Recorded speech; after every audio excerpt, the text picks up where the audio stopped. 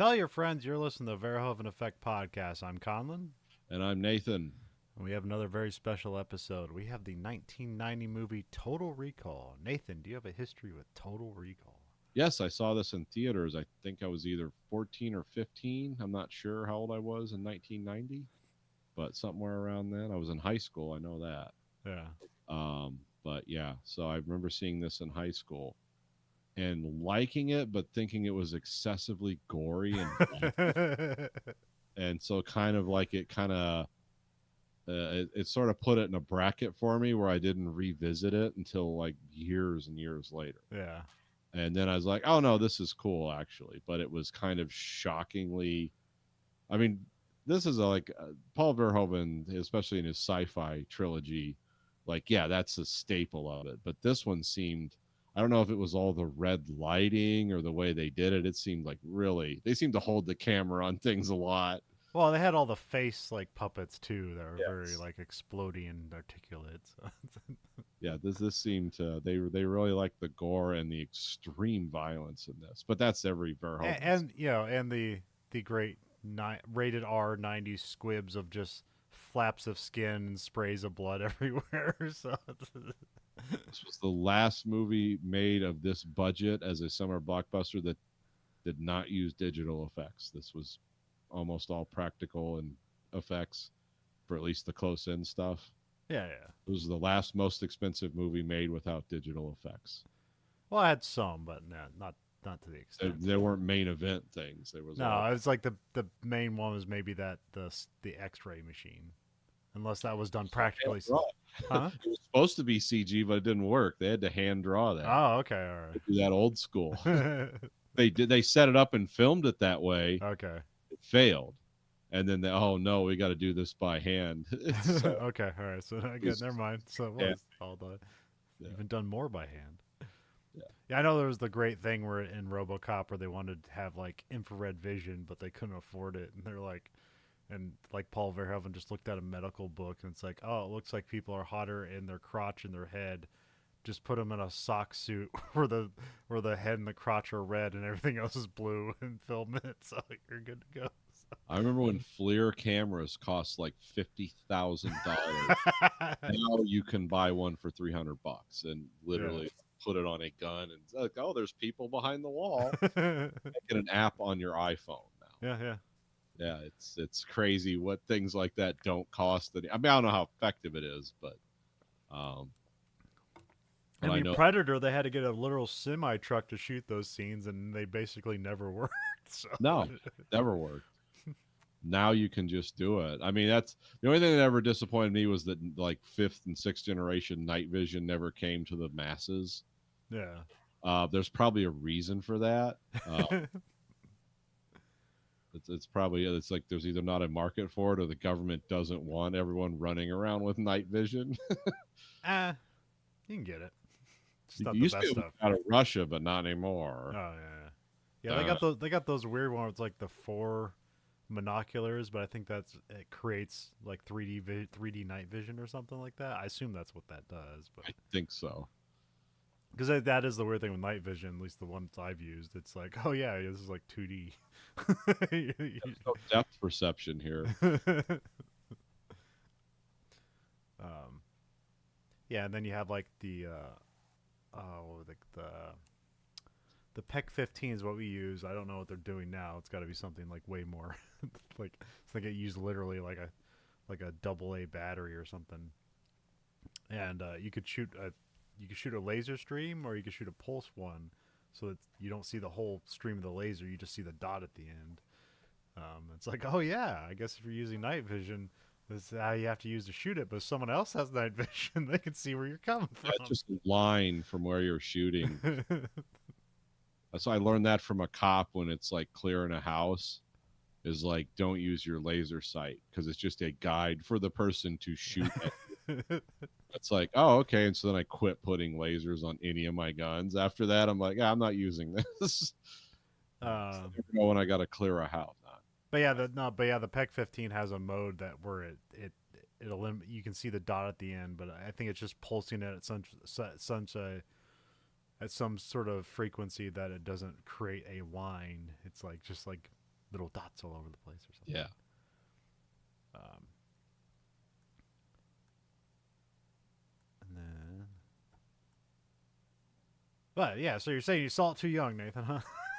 Well, no, I wasn't expecting it to be like so as gross and over the top. Well, 'Cause I guess maybe probably at the time, would you have a connection between this and RoboCop, or did it? no, I wouldn't know Okay. that it was the same director or anything. I wasn't that into it. I just liked what I liked, and Yeah.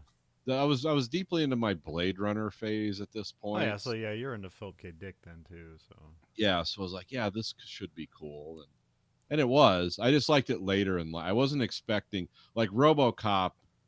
You kind of knew what you were getting into, and I don't think they held the scene quite as long. They did with like it was for goofy stuff. yeah. It didn't seem as mean, like the guy getting shot 4 billion times by Ed. It's like, well, that was just silly at some Yeah. point. The guy melting after being in the vat. It's like that's kind of silly. This movie, it just seemed very mean the whole Yeah. time. We're gonna shoot you. Why? Because you sweated. And Fatties everyone don't got live. shot in the head. Everyone Yeah. got shot point blank range. This movie, when you're exposed to atmosphere, you go out Outland style, and we're Yeah. going to film that like exquisitely. We're going to extend that. This might be the best like face grimacing acting that's ever been filmed. They put a lot of stock in it in this movie, that's for sure. Because like I don't know like who did what first. Like did Arnold do that face acting that way, and then they modeled the puppet after his face acting, or did he try to match what they did with the puppet?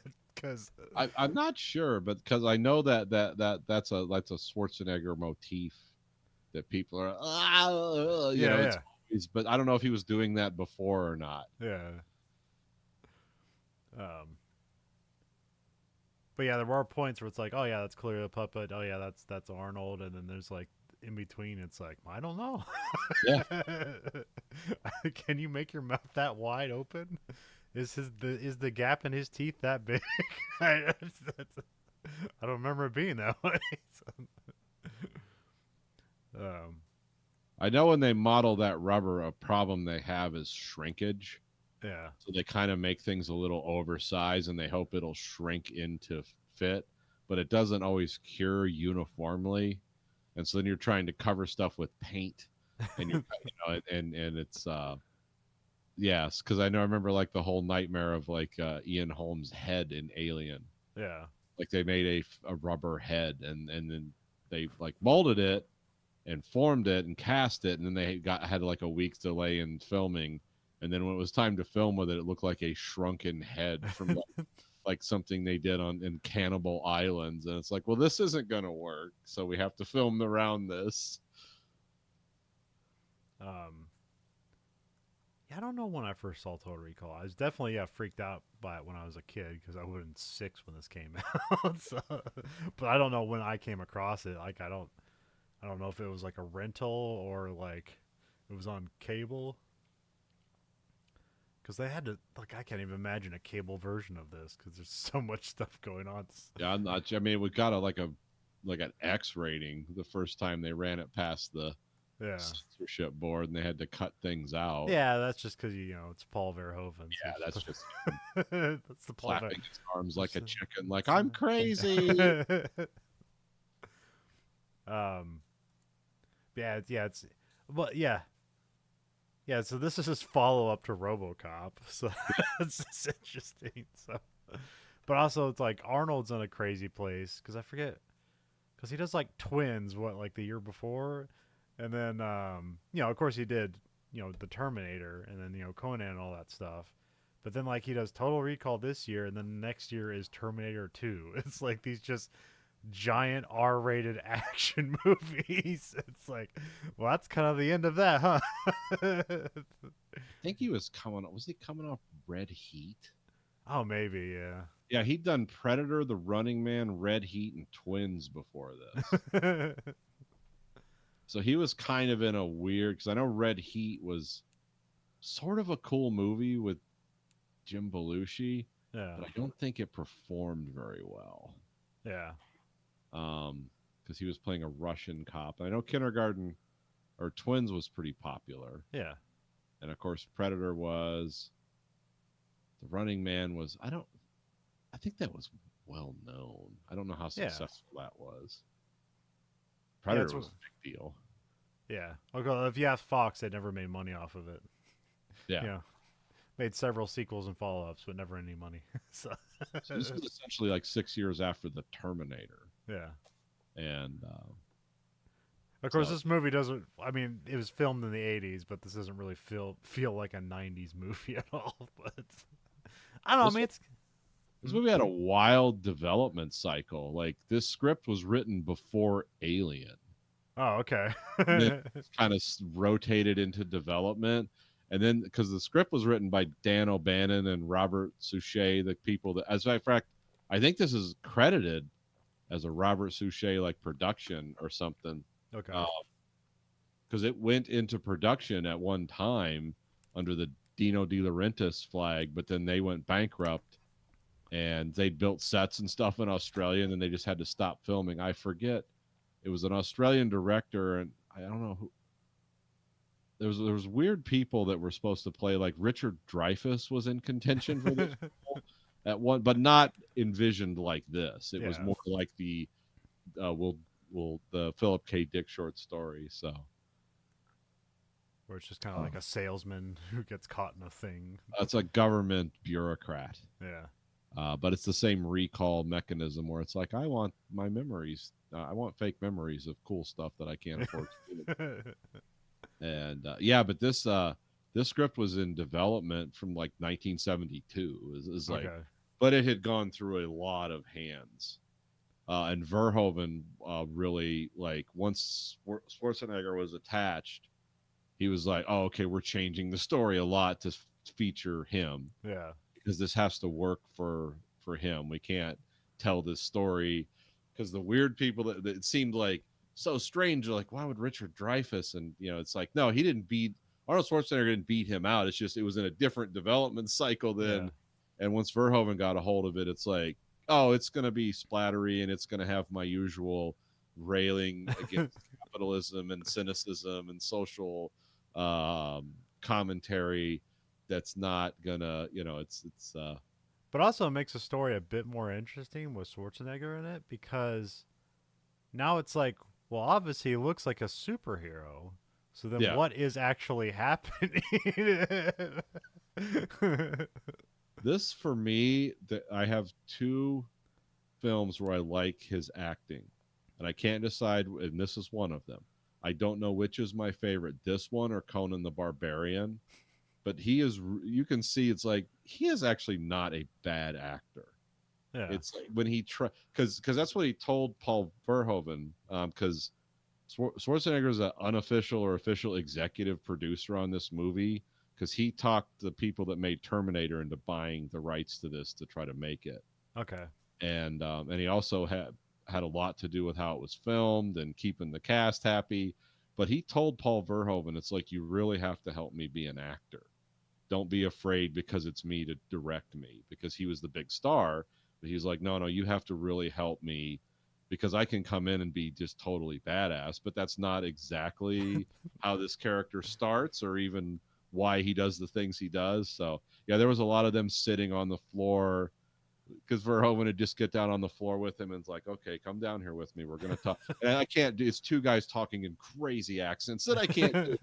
But it's, yeah, it's basically, okay, I want you to do this and this and this, and this is why. And I want you to act this way. And I want you to say the words this way. I want you to put stress on the words this way, because that will seem kind of ridiculous and make you seem kind of goofy, which is like, we're this is what we're doing. And Schwarzenegger was like, yes, I'll take any direction you have to give me, because otherwise this won't make sense. It has to be, I have to have some, I can't play the same character all the way through, Yeah. because he's great in Terminator. He's just the same thing all the way through. Terminator 2, essentially the same thing, but he has to interact with humans. It's like, how's that going to work? And he then becomes endearing towards the end. But in this and Conan the Barbarian, he can just be fun. Yeah. Crazy. And in this, he's like, I have to be the I mean, only. in this movie, he's still doing his one-liners. So. Oh yeah, that's all there. That's why they had to redo the script, because Verhoeven knew It's like we can't have him doing serious long dialogue. Not gonna work. But he is, if you pay attention, the only decent person in the whole movie. Yeah. He's the only person who he is kind of an innocent, even though he's like ripping people to pieces, but they're trying to kill him. He's Yeah. not just randomly killing people. But he is the only person who is not wholly cynical, wholly evil.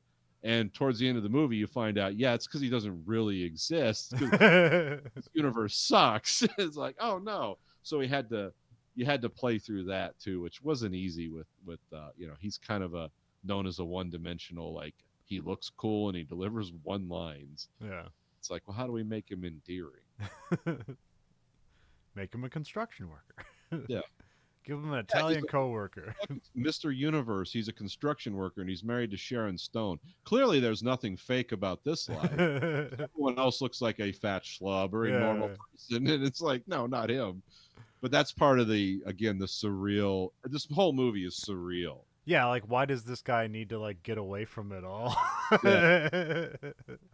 And it's shot very weird. It's a very ugly looking movie. It's lit in a weird way constantly. Yeah.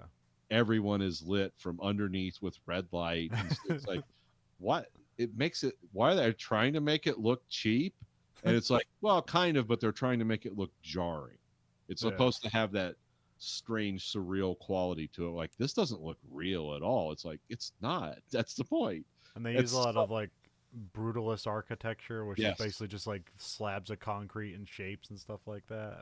Everything in this movie was when Verhoeven and his people were doing the set design, because it was mostly filmed in Mexico City. Yeah. Like that metro line and those buildings they're in that just look like big brutalist pyramids. Those are the real train stations in Mexico City. It's like that's where most of this movie was filmed. And another thing Arnold Schwarzenegger had to do on set was keep everyone from losing their minds. It was hot and miserable shooting down there, and everyone was sick all the time. Yeah. Well, he knew that from Predator, so yeah.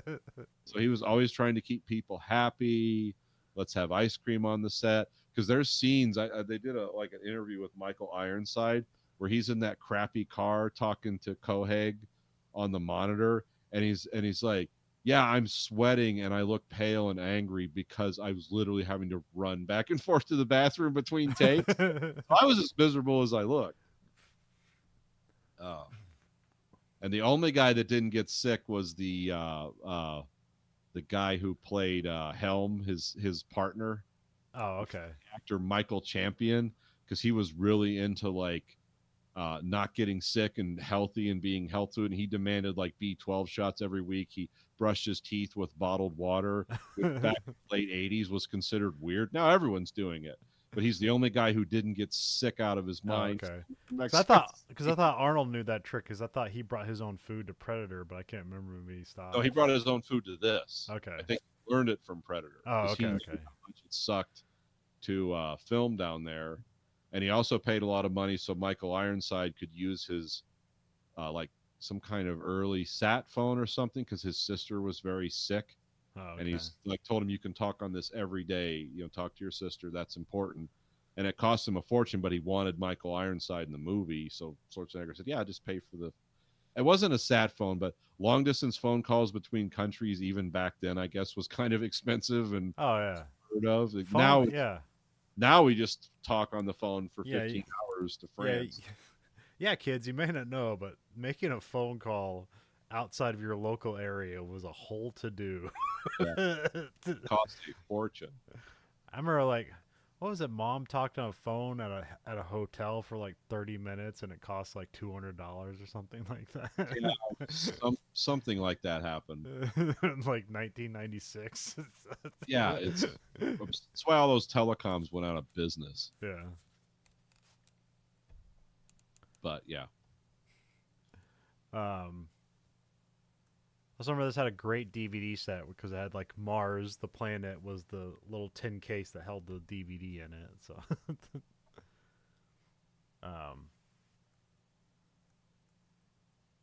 yeah, and I think I'm not sure if I know I saw TriStar on this. I remember you mentioned Corelco. Were they on this too? Because also I saw Studio Canal, and usually they have purchased all of the Kuroko stuff at some point, Yes. and they're very bad at upkeeping with all the Kuroko stuff they bought. So at least the version I saw was like not really. It wasn't. It looked fine, Yeah. but it wasn't really like remastered or anything like that. No, it's one of those movies I don't think they can because of how it was shot. I mean, I know there's a 4K presentation of this you can buy. Oh, okay. I don't know how good it would look. I mean, as long as if it gets digitized, you can do amazing things with it, or you Yeah. can do terrible things with it. Like I've heard mixed things about what Cameron is doing with all his like 4K remasters. Oh, okay. That could be interesting. Well, I heard. Well, I think the Abyss one is fine, but I heard that like the True Lies one is like an abomination or something like that. Huh. Like Wonder if- like Andrew talked about it. It's like the it was like the equivalent of putting smooth motion on a TV. Oh, okay. um,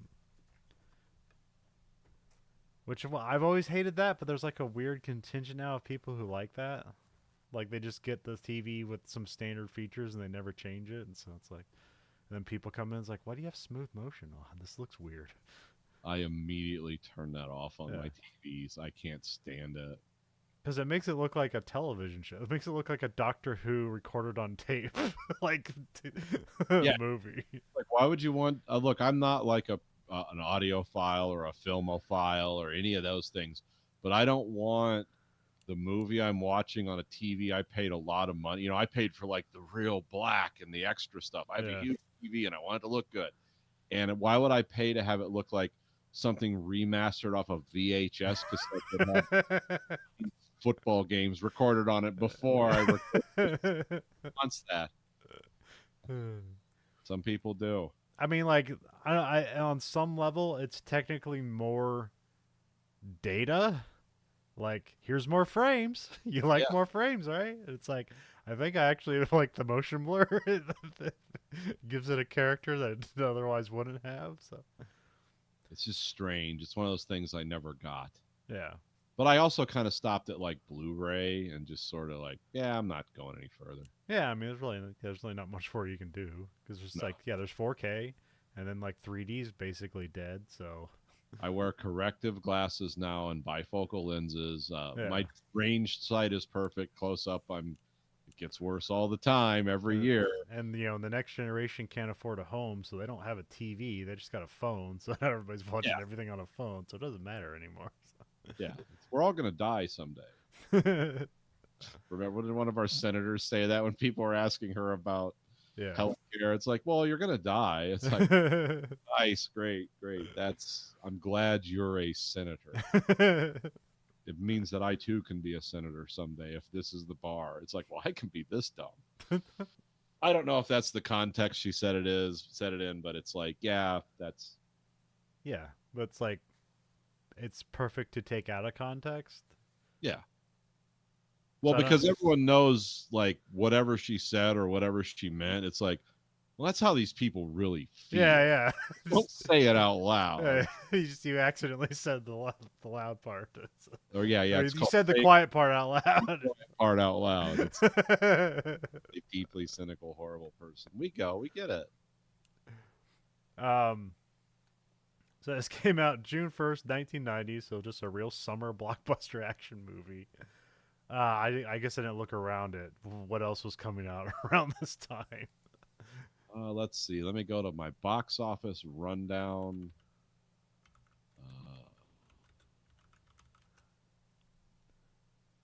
I don't know why I keep going back to Google. It always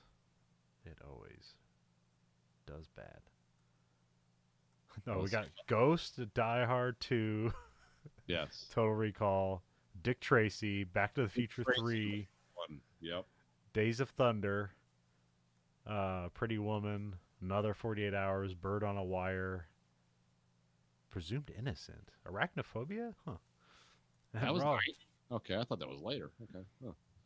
RoboCop 2, Okay. The Problem Child. The first Teenage Mutant. Was that I thought that came out in 89. Oh, that's March. So yeah, maybe that went from 89 to 90. Yeah. or was that no? That's when it released in March. Oh, I thought that was an '89 movie. I don't know. I But know yeah.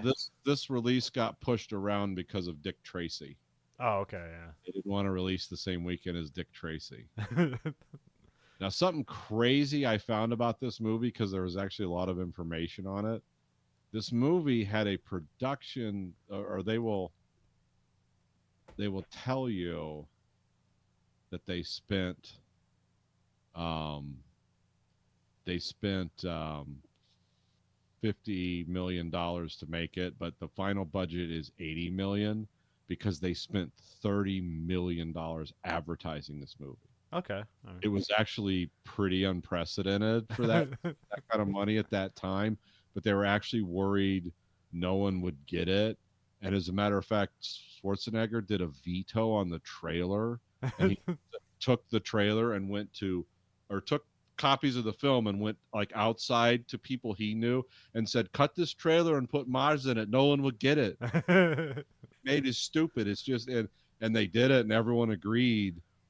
Because they were kind of angry. I was like, "You can't take property and just give it to other people." And then they did it, and everyone was like, "Okay, yeah, he actually saved it. It makes more sense to have this trailer." And I've looked and looked and looked for the original trailer. Can't find it. You can just find the one that they did second. Oh, I bet it's on that DVD. Probably is. I remember there being kind of weird, like almost um, like 2001: A Space Odyssey to the teaser trailer for Total Recall, where it's just kind of like shapes in space and then things happen and Total Recall. At least maybe I'm thinking of the teaser, but yeah, because I can't remember the advertising campaign at all. So It was crazy. I looked some of the. They had lots of merchandise. It was like full Demolition Man. Like, we're putting this on every cup, every shirt. okay. We got Schwarzenegger's face everywhere. It's I do really remember because like this is a year after the '89 Batman, and that yeah. was huge because you had like those McDonald cups, those McDonald Batman cups, like which were weirdly like the movie was already a huge success, but then all its like merchandising was also a huge success. So Yes, I remember the movie merchandising. I think from like the late '80s until the early 2000s, it was crazy. Like, yeah, it just had everything. yeah, Because that Star Wars stuff with the prequels, like they went crazy on that. yeah. I I mean, think it was the last of that too. You don't see that as much anymore. well, they do kind of have like they have weird bespoke like popcorn buckets now that basically allows also seem to be serving as sex toys, maybe. Like you got the Dune sandworm popcorn buckets. Yes, I remember that. And then you had the Wolverine, where it was just the face with his mouth screaming, and then, which I guess was for the.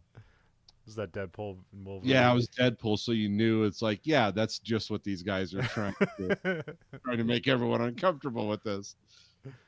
um, but like I've only seen that stuff. I've never actually got. But also I'm like maybe the worst theater goer because not like I make no I'm quiet, but like I go to a theater, I watch a movie, I do not get candy, I do not get pop, I No, do not get you- popcorn. nope. Water in my back pocket. I have a bottle of water, um, and I usually pay on my phone. And I walk in and wave it at the guy, and he gives me a thumbs up and my seat. And I don't even walk in the front entrance. Buy it on my phone app, and I haven't been to the theater in a while. I yeah, there's some excuses to go. I was hoping to go see the the new Captain America movie, but I heard it was pretty bland, so I was like, well, no reason to get out for that. I was hoping you'd tell me something good about that, because I wanted to see a fun Harrison Ford movie. Yeah. I didn't, and there wasn't, so I didn't watch it. Well, I always said like the Winter Soldier, which is probably my favorite of the MCU movies, is basically like what if Tom Clancy meets Marvel Universe, and it was Yeah, pretty cool. And like now you basically have like the president from the Tom Clancy books like like in the movie, and this is the closest that the hero franchise gets to Tom Clancy stuff. So I was like, all right, this will be cool. And then I just heard it's like pretty like underwhelming. So, um, and then I really wanted to go out and see Sinners because I really like that guy's movies.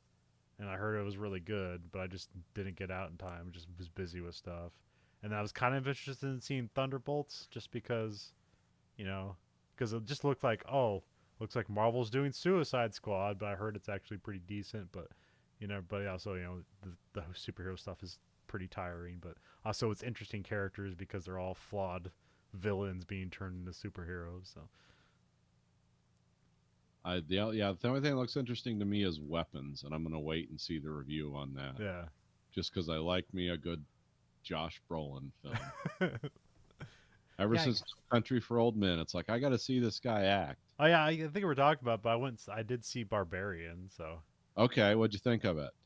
yeah, it was. I mean, it's a horror movie, but like, yeah, if you don't, it is better if you don't know anything about it. There are some weird changes, like you get like 2/3 of the way, or you get like, yeah, about 2/3 of the way the movie, and then the movie just like stops and starts over. It's like, what's going on? And then it'll explain it to you, but it doesn't really explain anything. So, um, but yeah, it's made better the less you know.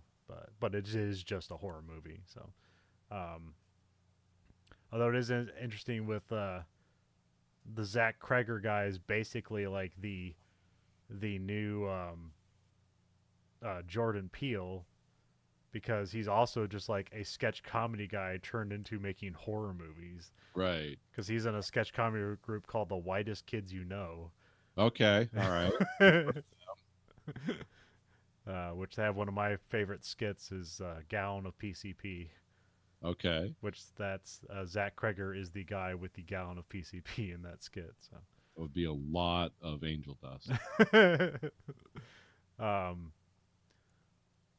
Although weirdly, and I can't remember what's happened. The other guy in that skit's Trevor Moore, who he like. I'm not sure they said he was. I think the autopsy report said he had alcohol in him, so I don't know if he's drunk. But he basically like fell off a balcony, like in L.A. Was like hit the ground, was still alive, and stumbled and died in the neighbor's lawn. Oh my god. And then the end of Barbarian has like a weird falling to death sequence. Okay. All right. Made an impression. I don't know. I forget when that happened. I don't know if that was intentional or anything like that, or just how it was written. But it was like kind of weird to think about. It was like, oh yeah, Well, I don't know if they're still friends, but I guess maybe they were. But it's like, yeah, somebody you've known for 20 years fell to their death, and you know what? I guess what in the movie technically nobody fell to their death in that movie. So. Okay. But there is a big falling and injury stuff at the end of that movie. So I keep wanting to find something that's going to, because I have a summer movie. Like there's summer movies I have, and my all-time favorite is Signs, and so I keep looking for something like Signs to come out when it's hotter than hell, right? And there's weird stuff going on, and you're just sitting in your house hot, and it's like. I can imagine that weird things are going on all around. People are out walking, they're doing things, maybe there's aliens. The Signs is still one of my favorite, probably my favorite summer movie. Huh. Manhunter's up there too, but that's my start of summer. I guess I don't think I saw Signs in theaters, but I had the weirdest experience purchasing Signs. Okay. Purchased it. Brought it home, open up the case, no DVD inside. Nice. What the hell? And I'm just sitting there, I'm like, did I make a mistake? Did I take it out and forget to put it somewhere? And like, as far as I know, they just shipped an empty case out there. Wild. Now, yeah, I took it back, and they took it back, and I was like, yeah, I wouldn't believe me either, but there was no DVD in this case. But maybe they did believe me because that was the time I was buying basically like, $60 worth of DVD every Tuesday. So Yeah. Oh yeah, I got the bin of DVDs. The mega bins. Yeah. And then I sold them all off, so because they're taking up too much space, and I was buying more DVDs than I was actually watching. Which that was really what I was doing was that I had impromptu film school because basically I'd buy any DVD that had an audio commentary on it. So yeah, yeah, there was a golden age of that. Yeah, and it basically just halted. And I don't know, they vaguely do it nowadays, where they'll have like the audio commentary in the digital version, but like I only know Microsoft does it. And then there was that weird thing where we watched Knight Riders and it said commentary on it and there was no commentary. And so I don't know what that's about. Like, is Amazon doing commentary on stuff? Because I've never seen that from them before, so I don't know if that exists. Might have been one of their nascent ideas that Yeah. never carried forward. Although I do like with Riff Tracks, they do have like you can get video versions of their stuff now, so you don't have to like roll it all together on your own. You can just buy it as is. Oh, good. Okay. Um, Get into riff tracks again. yeah, you can get the video of you can get the video version of um, crap, you know, Red Dawn. Yeah. So you don't have to like put that together. It's just right there on their website.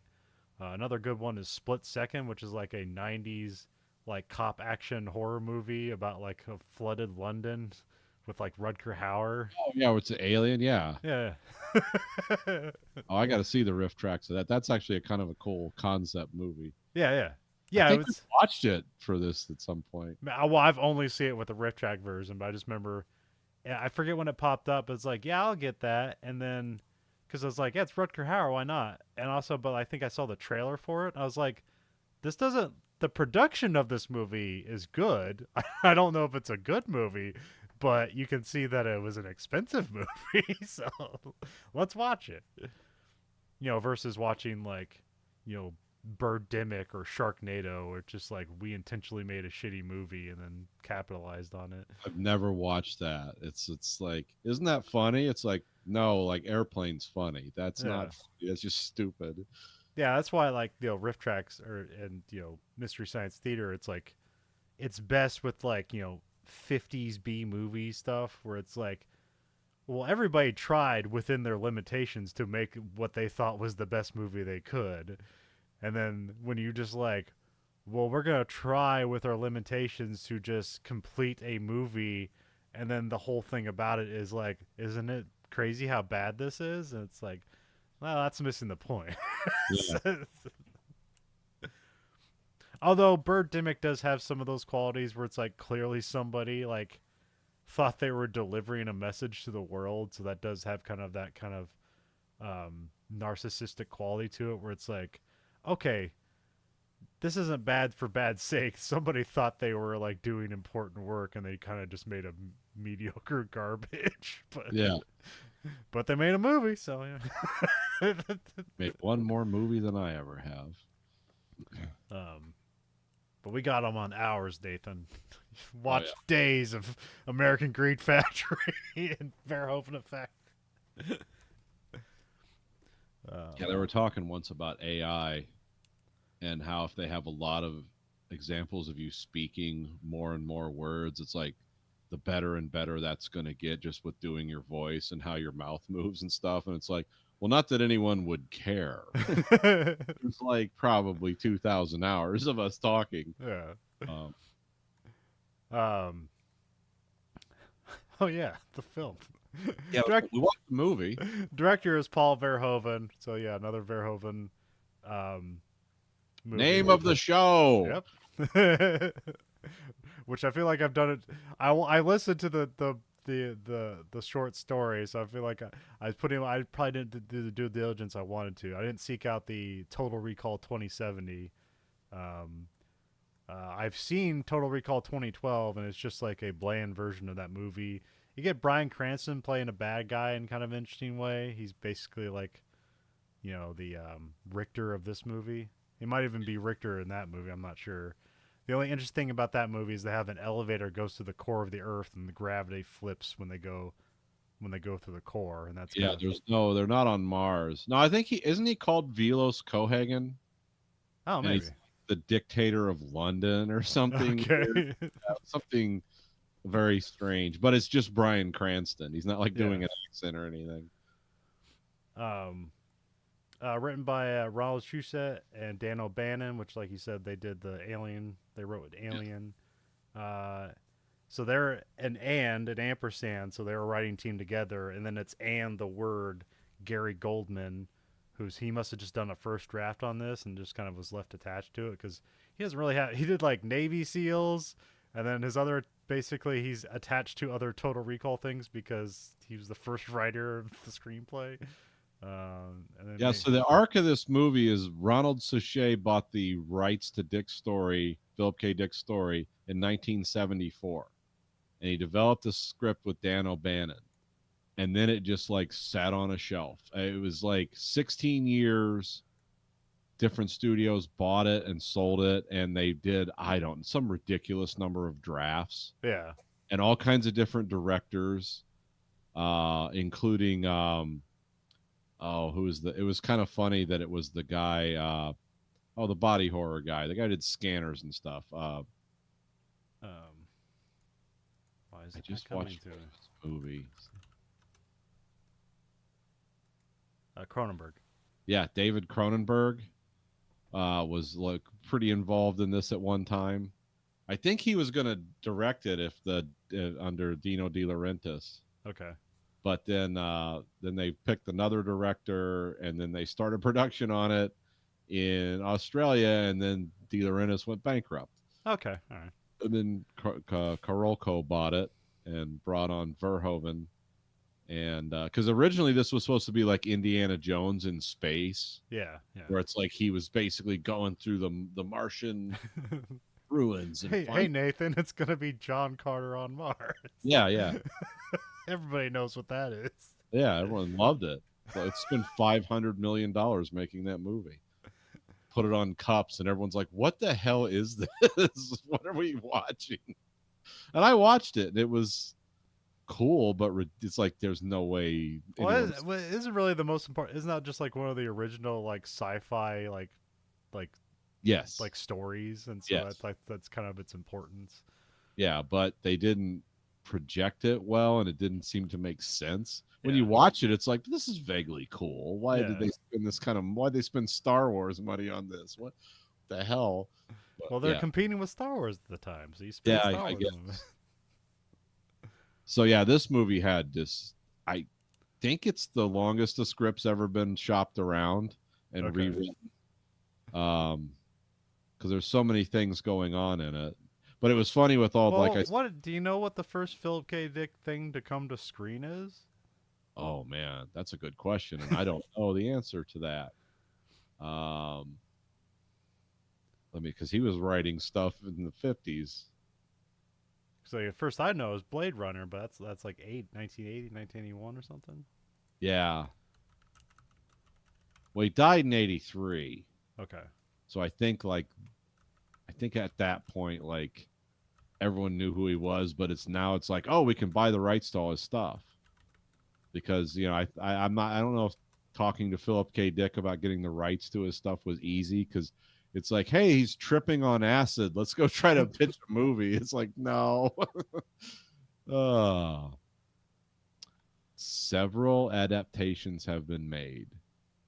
They tried to make an adaptation of his novel Ubik in 1974, which he would have been alive then. That's the one where like people are psychics and they spy on other corporations. But that didn't end up happening. Well, Blade Runner is the first big movie. Okay. Yep. Okay. That is the first big one. There were lots of come and go, but yep, Blade Runner is the first one to make it to film, and Total Recall is the second. And it gets crazy after that. Then they start picking up everything. It's Screamers, Minority Report, Imposter, Paycheck, Scanner Darkly, Radio Free Albemuth. I'm probably missing some. The one about the time travel with Matt Damon, the Time Bureau or something. Oh, yeah. The Adjustment Bureau. Adjustment Bureau. Okay. And then a lot of other stuff. I've read a lot of Minority Report, yeah. Yes. That was a weird one. That the concept for Minority Report was like, we're going to make a sequel to Total Recall. Wade on Mars, and he's using the psychic mutants to stop crime. Connect the two. Yeah. And everyone was like, nah.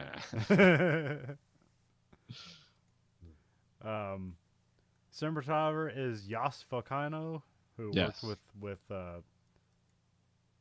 he basically worked with Verhoeven for like the pretty much the rest of his career.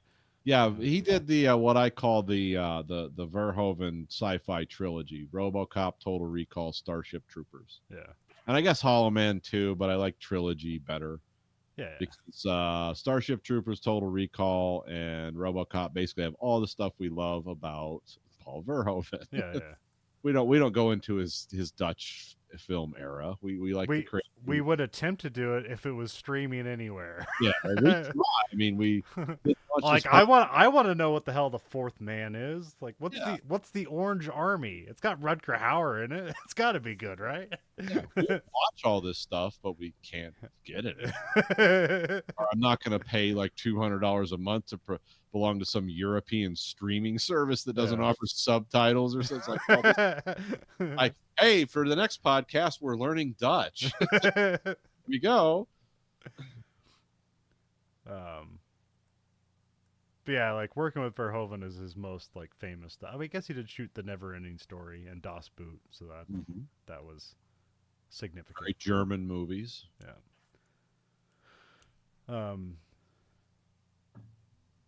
I don't think I've ever actually like sat down and watched The Never Ending Story. I think I've seen that horse drown in the mud like 800 times completely out of context. Oh, it's great. You should watch it. It's actually cool. I mean, I know stuff, but there's that flying dragon, there's the horse scene, and then like I don't know, and then there's the kid reading the book in the library, and that's all I know about the movie. So oh, it's actually good. I mean, for like a kids movie, it's great.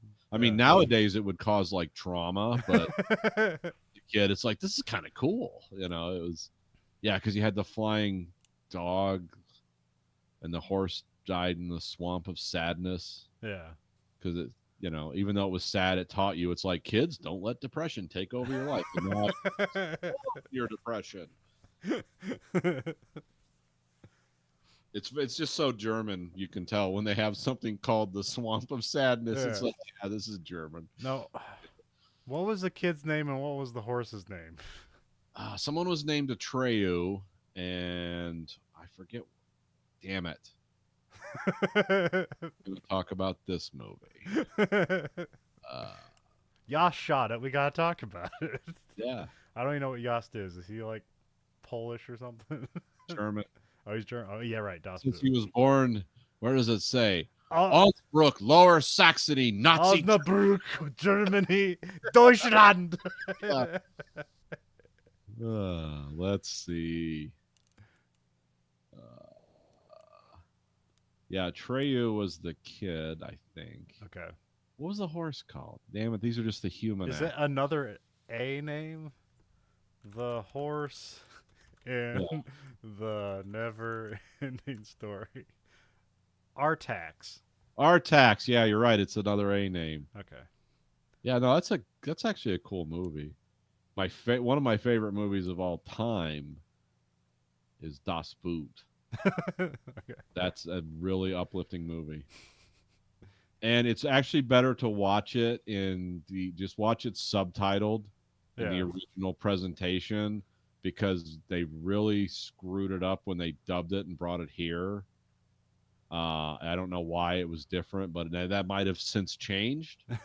But I know when I watched it in just the German and just read, because there's not a whole lot of story. You can read it. The cool stuff are the cinematic scenes and the characters. Yeah. And yeah, that's an amazing. They don't make stuff like that anymore.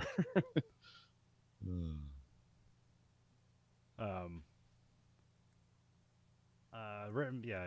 We got the writers. Cast is Arnold Schwarzenegger. Oh yeah. It's by Philip K. Dick. It's based on a story of Philip K. Dick. We Can Remember It For You Wholesale, which is a stupid title, but also was probably written in the 50s, so that just made sense. So yeah. They cast Arnold Schwarzenegger, Sharon Stone, and Michael Ironside, and then some other regulars from Verhoeven and forward from there. Also, interestingly, a Jerry Goldsmith soundtrack. Huh, okay. One of his first ones that was really digital. Huh. Because remember, he did Star Trek. Yeah. It was his, like, the swelling music of Star Trek, the very orchestral.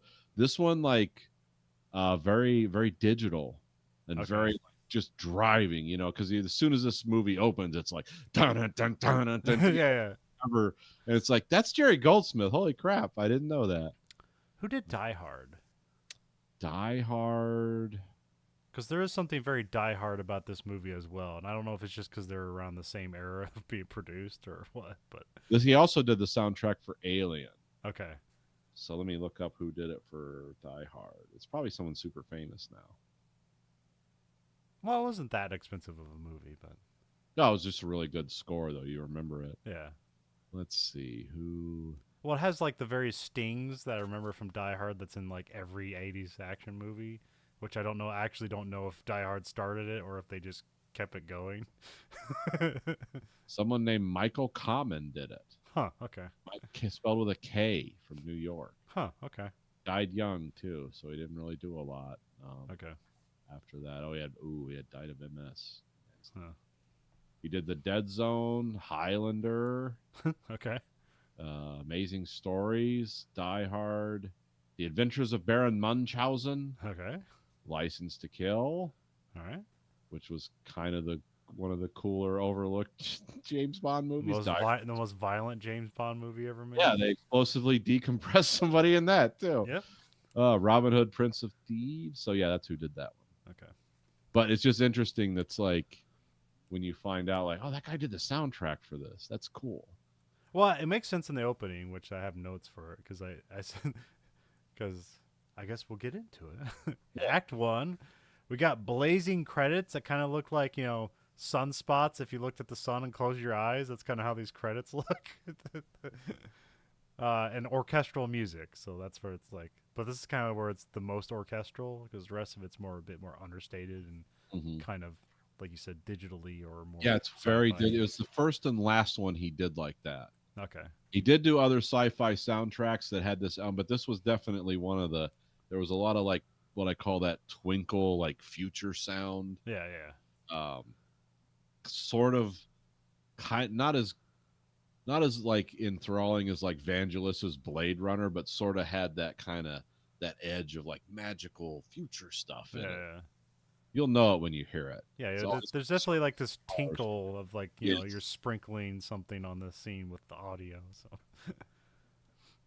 So then we open up. Actually, it's a lot of. It's actually a pretty long opening credit sequence. Yeah, this is almost like is this like a Ben-Hur? What do we want? But we had to give all these credits because so many people have worked on this in the past and the present. So yeah. We open on Mars. We got two people in spacesuits. They're walking around the mountains, which they like. I know Mount Olympus is really big, but I think when you see real pictures of Mars, it's not really cavernous. But I don't know. Also, they land those things around places where they can actually drive around. So I don't know. So Yeah, they don't land them on the side of a mountain. They hold hands. We got Quaid, played by Arnold Schwarzenegger, and we got Melina, played by Rachel Ticotin. Yeah. Which is good to introduce her here because she's going to be gone for about the next hour of the movie and then bring her back, and then she's supposed to be your love interest, so they do a good job to start out here. So She a brief interview with her, she said she got the hell beat out of her in this movie. Oh yeah. I guess she bruises like real easy. Huh. And a lot of the stunts and stuff, like they had to put a lot of makeup on her. She said she did not because she said once she was supposed to do like there's a scene where she slaps Arnold Schwarzenegger and she hurt her hand so bad. It's like hitting a rock, it didn't hurt him, and she was like, my God, my hand was like her knuckles were all bruised. She had to wear gloves for later scenes because someone had been whacking her with a rod. So yeah, I do remember she was saying she got beat up. Sharon Stone did not like the physicality of this movie either. She wasn't in it for too long, but I guess No. But she came back for Basic Instinct, so they worked together again. Oh yeah. This was the first guy that made her very uncomfortable on a movie set. Was this movie? Okay. I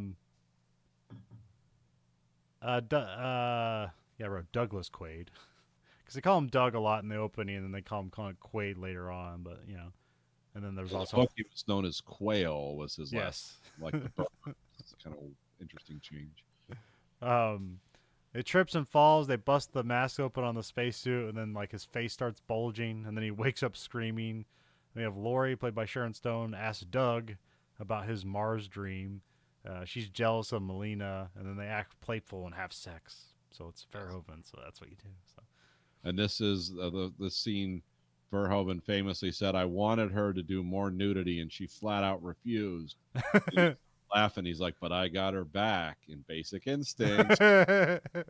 Okay, you're a creepy old man now. um, Doug is making a shake while a news report talks about terrorism on Mars, and then we also have mention of the Mars pyramid mines. Yes. Which that is that a that's not like a thing in the short story, is it? Like the kind of like the alien No, artifacts on Mars. it's basically like going to Mars and doing stuff and assassinating people, Okay. but there's not a lot of like give and take on the economic realities of it or anything. Okay. Well, also I just feel like this must be where Doom the video game got stuff from. Oh yeah. But There's a lot of stuff that's there's a lot of the expanse in this too. Yeah. Where it's like, oh yeah, we put people in strange circumstances and they're slowly mutated and chained by the environment they're in, and oh yeah, we sell them oxygen. That's nice. That's like the most horrible form of capitalism. Yeah. And Outland came out before this, right? Yeah, I think Outland. Yes. Okay. Do you think do you think they took anything from Outland? Absolutely. Okay. All right. Yeah, Outland was visually an amazing movie when it came out. They did things that people hadn't done before, and again, it was hard R-rated, gritty space. Yeah. And if they didn't, or they say they didn't, it's like, I don't believe you, but tell whatever story you want. Because this movie is like Total Recall is a very inventive movie. Yeah. Oh yeah. But I feel like it really didn't get mined for that kind of stuff later on. Yeah. Where you say like like The Matrix or something, like people saw that and then people started making their versions of it. But yeah, I feel like Total Recall didn't really get Total Recall ripoffs. So no. Well, it was kind of Total Recall is like a lot of like the like I said, the Paul Verhoeven, the sci-fi trilogies that we've talked about. They're kind of encased in their own thing. The only one that was not based on something else was RoboCop. Yeah. This and Starship Troopers are based on fairly, works by famous writers. This is so loosely based on it; it's almost its own thing. Yeah. And it's like Blade Runner. It's like, well, if you ever read "Do Androids Dream of Electric Sheep?" It's like, well, yeah, there's robots. There's a guy that goes around and kills them. That's where the similarity. Same with this, where it's like, yeah, there's definitely some love for like, this is a crazy idea, but then we create our whole universe around it. And the reason I don't think anyone really minds from this movie is because it's a self-contained experience, and there's almost virtually no redeemable people or characters except for the main character, who you find out the ultimate sadness is like, he's fake, he's not a real person. Or it's all a dream. Yeah. And also, like, it moves pretty fast, so you don't really stay anywhere long enough to get like used to something. Mm-hmm. Like it's only like it's probably only at the end where you have like kind of like the mutant block, and like you kind of get to know those people, but you get like 45 minutes with that, and that's about it. So yeah, it just establishes who they are, and then moving on. But like victims, but nobody on Earth. No. like basically everyone we meet on Earth dies. Everyone on Earth is either a killer or a bad person. Yeah. Or they're deceptive. Yeah. And you don't know if they really are. I have my own opinions. We'll talk about that. We got to get through this. Get to the end. We got Velos Cohagen, played by Ronnie Cox, so he's being an evil CEO again. So just doing Ronnie Cox, the ultimate embodiment of evil capitalism in the universe. Which I think we last saw him in Deliverance. Yes. So he was the innocent in Deliverance. I had to feed him lines from RoboCop, talking to the other guys. Lori turns off the news. Doug says they should go to Mars, but Laurie said like tries to distract him, which you don't know if that's you know. Yeah, I guess I don't know. Yeah, I guess I've. Hmm. I don't know if I've ever watched this movie with the right pair of eyes of like starting here and then letting it like bring the intrigue. It's like, yeah, this is all going to be a lie, and then everything's going to change. So I've never known it to not be that. So Yeah, this is set in 2084 on Earth. I think it's mentioned once, and it's not really played up after that, but they do have the wall filling television. oh, they got a lot of interesting screens in this movie Yeah. because you still get like full on CRTs hanging all over the place. But you do get like some kind of like flat screens here and there. That's kind of interesting. So I did like the wall filling television because that later became a reality. yeah, I mean, it's still a separate unit. It's not like when you turn it off, it looks like your wall. But yeah, those huge screens back then, like that's crazy, and now it's like that's normal. yeah.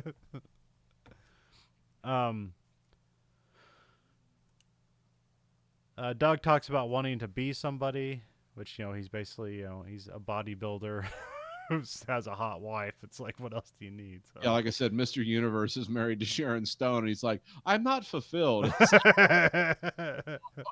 I guess you're never going to be happy then.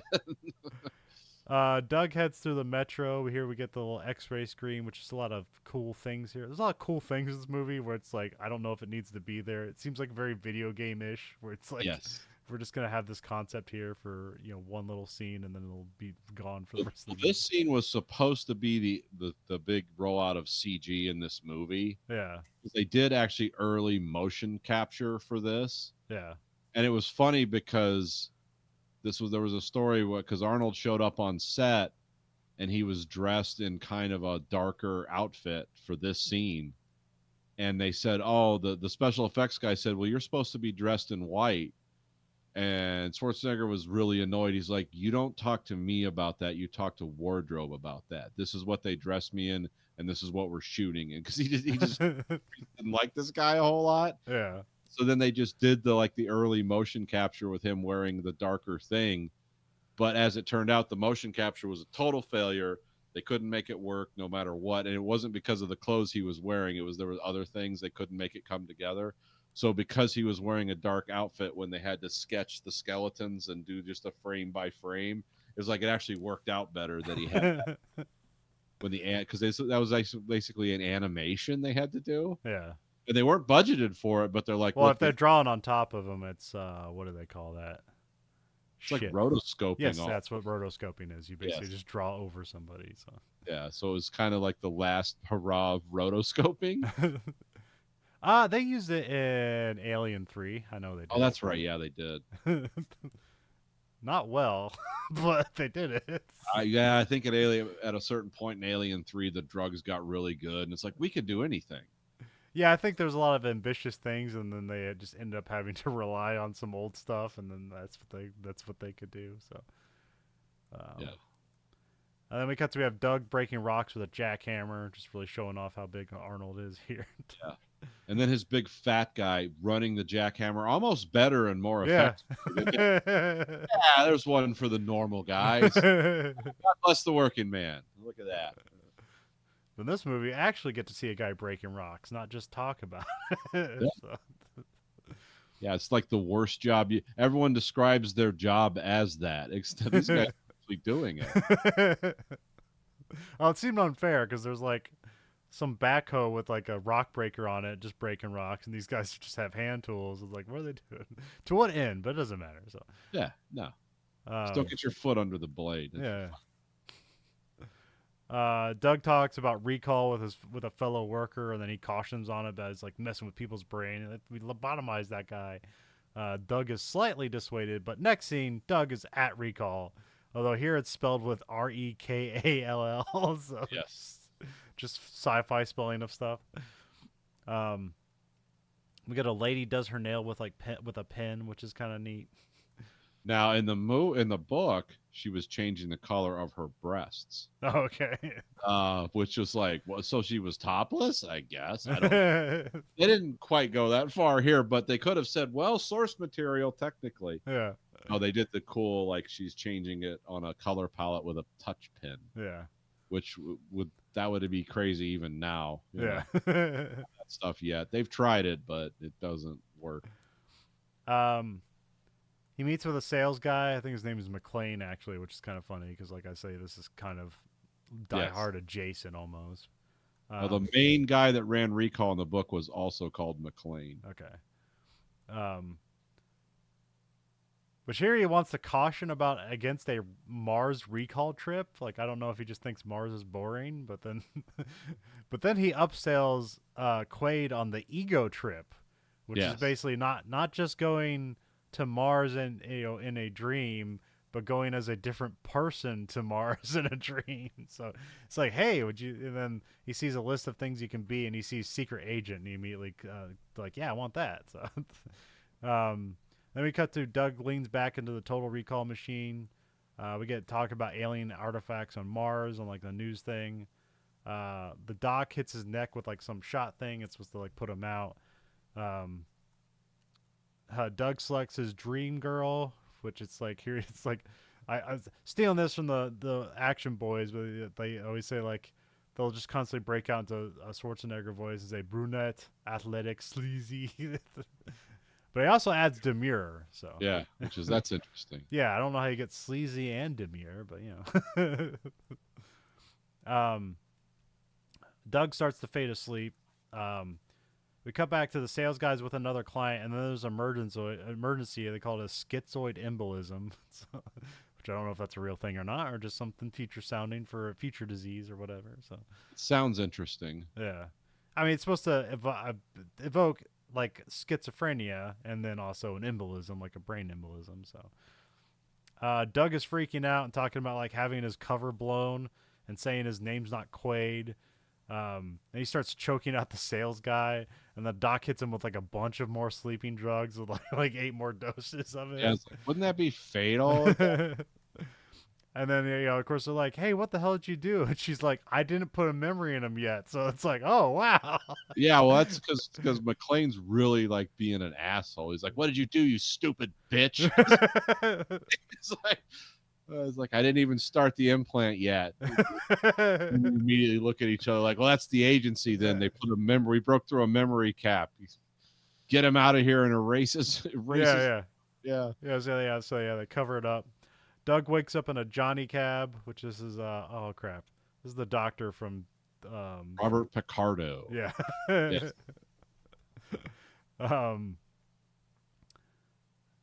Yeah, we have self-driving cars now, although they don't have a fun little Robert Picardo in them. So,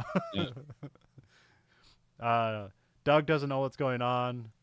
Then Doug is greeted by his coworkers, like sweaty Italian coworker, about recall, but Doug says he doesn't remember. And then a bunch of guys grab him, hold him up against the wall, and then Doug fights them and kills them all. Which they got these like weird handguns where they all have like heat shields on it, but they look like really like kind of basic like 9mm handguns or something like that. Yes, they're called the Gonsk, GONCZ armament of North Hollywood, California. Okay. I've seen these. Somebody, because these guys do these videos on YouTube with the guns, and it's like, yeah, we're gonna shoot these things. They're real heavy. Yeah. And these have because in this movie they basically, we'll just get the guns out of the way. They have like Tech 9s. They have these. They have 2 versions of these. They have one with a heat shield, then they have one without the heat shield, and then they have like Calicos and Tech 9s. Hello? I hear. Oh, they have Calicos and Tech 9s, and then they do a lot of like Mac 10s and mini Uzis with shrouds around them to make them look futuristic. This movie's very 9mm heavy. Yeah. Yeah, you got a few MP9s, and then I'm not sure what they're using at the end. It almost looks like that HK space gun with like the caseless ammo thing, but I'm not sure what it actually is, but it looked like that thing. Yes. You know when they're walking the pillars, like the guns that Quaid and Molina have. Oh yeah, what are those? Those are Rugers. Okay. Yeah. Yeah, they're probably just there's a lot of things where it's just just throw some plastic on here and make it look futuristic. So. Yeah, there's a lot of like a lot of guns in this movie that look cool, but those handguns that like these guys have initially, those are like really cool looking. I guess they're super heavy and not fun to shoot though. But because if you get them in the 9mm caliber, it makes them really controllable. Yeah. But the ergonomics of like where you putting your hands, it's like it's not great. It's like you're asking your hand to flip when you fire it. So. Yeah. Whereas it has a big heat shield on it, is like to stabilize it. You're like grabbing it, kind of in a rounded thing, and you're better off grabbing squared off things with small handguns than rounded things. If these are 9mm or not, almost every bolt in this movie will explode someone's chest or head. So yeah, very destructive rounds, whatever they are. I don't think you ever see anyone reload in this movie. No. You do see them cock a lot. Yeah. They load a chamber a lot of times. It's like half of Richter's roll is just like, all right, time to chamber around. Doug seems surprised that he's able to kill people, and he drops the gun and kind of runs away. So it's a good little like, hey, like what's going on here? We cut to Laurie's doing practice tests with a hologram. So Doug gets back home. He turns off all the lights, and Doug is talking about how like guys are trying to kill him. Doug tells Laurie what happened. She says he's paranoid, but then he shows he has blood on his hand. So it's like, is that paranoid? Then she calls Richter, Michael Ironside, who we don't know is a bad person yet, but because it's Michael Ironside, he looks evil. We guess he is. So. Doug comes out of the bath. Michael Ironside started intensely working out when he got this role. Yeah. Because he said, I'm not believable as like someone who would oppose Arnold Schwarzenegger. So he really got into working out. And if once you know that and you watch him in the movie, it's like, oh yeah, his like face is really thin. The way he stands is like crazy. So yeah, it's like, yeah, this is cut Michael Ironside, in the 80s form of that. Yeah. Well, he also has a suit that's like, twice as big as him because late 80s like suit going on here.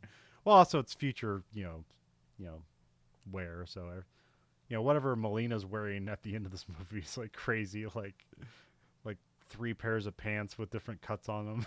So, I think they made her costume to hide all the bruising. Yeah, probably.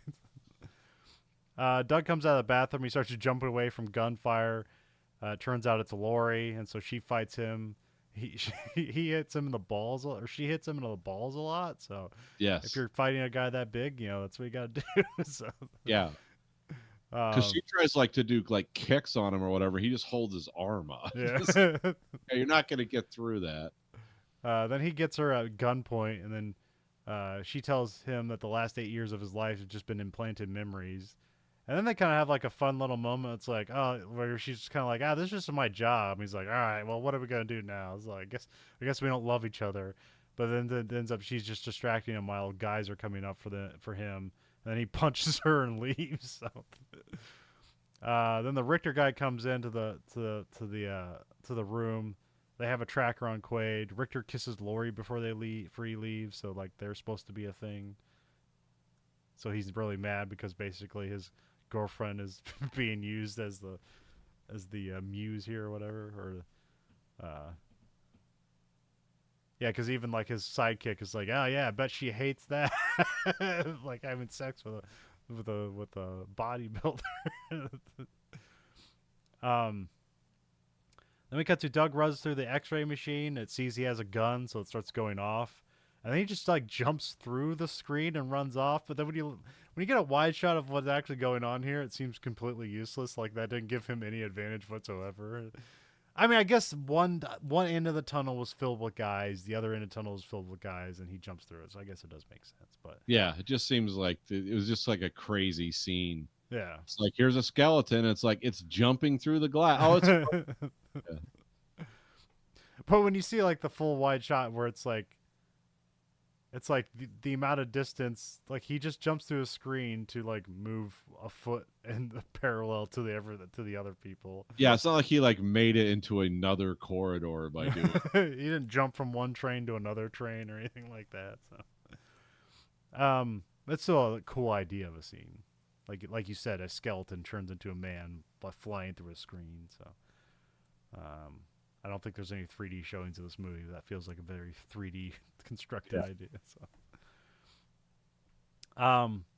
there's a firefight on the escalator. A guy gets used as a human shield, like almost comically. So like it almost goes further than the RoboCop scene where you shoot the business guy up for like a minute straight.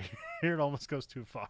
So because actually like the thing I don't think this is like one of Richter's guys. So this is just an innocent person taking bullet hits or whatever. So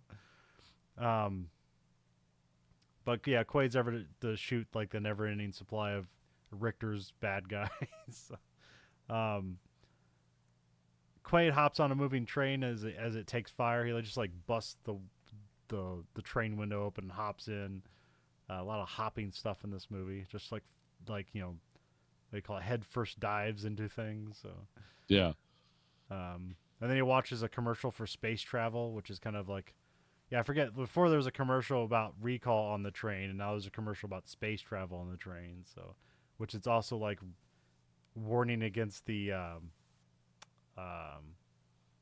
like the downsides of doing recall. It's like, oh, you don't have to worry about schizoid embolisms when you're going to Mars on a shuttle. So, and we have Richter talks with Kohei again, talks about not killing him and knowing too much. Where he's like, yeah, I don't pay you to think. So.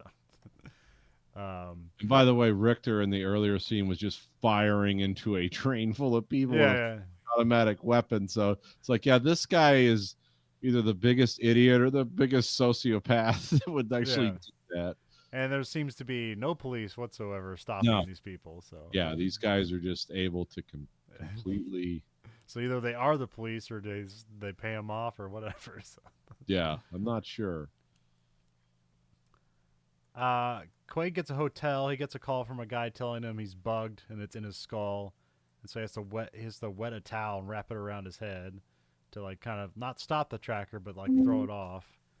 Yeah. The guy leaves him a suitcase, which Quaid has to struggle with an old lady to get the case, which is a funny little scene that doesn't seem necessary, but whatever. So, yeah. Richter shows up. Quaid jumps in a Johnny cab. He rips the robot out of it and starts driving it like manually. But the robot's just kind of like thrown on the ground, and so it's still like writhing and talking. Quaid gets away, and then he gets out of the Johnny cab, and then like he like basically tells the Johnny cab to like fuck off, and then it just kind of like starts sparks, and I'm not sure if it intentionally tries to kill him, but it just runs into a wall and explodes for no good reason, just because it's an action movie and everything's made of TNT. So. Quaid goes to the suitcase. He pulls out money and IDs. He tests out a holographic decoy device, which gets a lot of screen time for really no reason. Yeah, it's like introduced here, and it's like, in about an hour and 20 minutes, this is going to pay off huge. It does have a really good joke payoff, so I do like the joke with it. So. Yeah, that is true. But this is, but I mean, I don't know. This is a secret agent thing, so it is a very James Bond thing to have gadgets like this. So I guess if that's his, what side are you on as to whether this is a fantasy or a reality? Like, what, Because I know there are some like theories that like basically like, was it like he's never left recall, like, and this is just like him. This whole thing is just him like flipping out of it. At recall, like before he dies or whatever. Let's see here. Oh yeah, he finds a laptop thing, which is pretty cool. It basically looks like a laptop or just a silver briefcase. Which here it's like it's shown as a flat screen, but I think they just cut around it to where they can just cut around it to where you don't see the back of it, and I'm pretty sure it's probably just a CRT television with that little shroud of the TV with the case around it. So I don't know if it was actually a flat screen.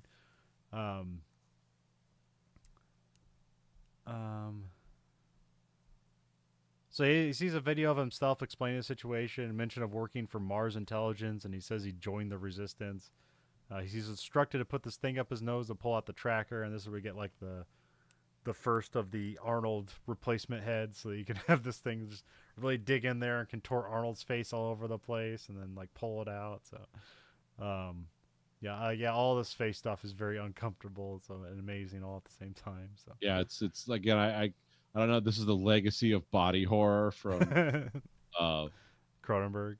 Cronenberg. I'm not sure, but I mean, like Verhoeven does body horror too. So, oh yeah, uh, mainly in the form of nudity.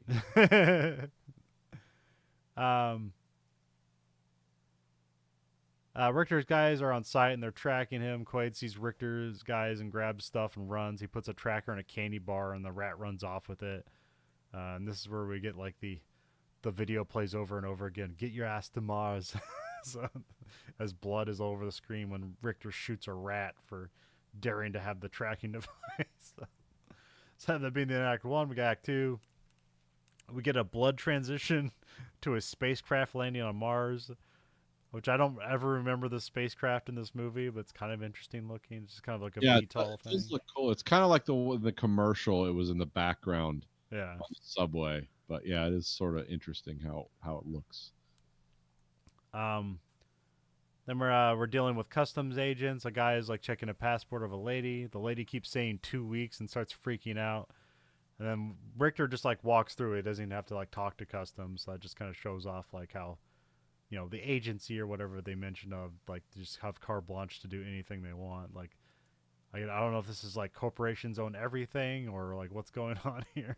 This is the same concept that was introduced because Velos Cohagen's giving a speech about how it's like the Mars colonies were built at great expense to the northern bloc, and our enemies in the southern bloc.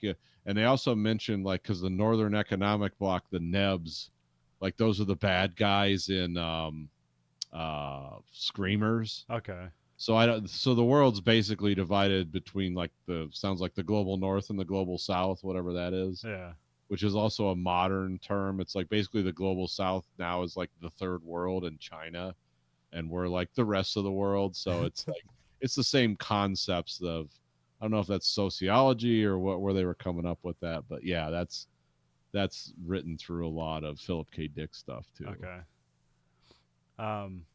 Richter gets suspicious of the lady and says like that's Quaid, and then the head pops up revealing Quaid underneath. We have like touches the ear like pops out. It's clearly a head they made for it, and then like the head like sections opens in a really cool way that like no one's ever done since. Yeah, you've never seen this again.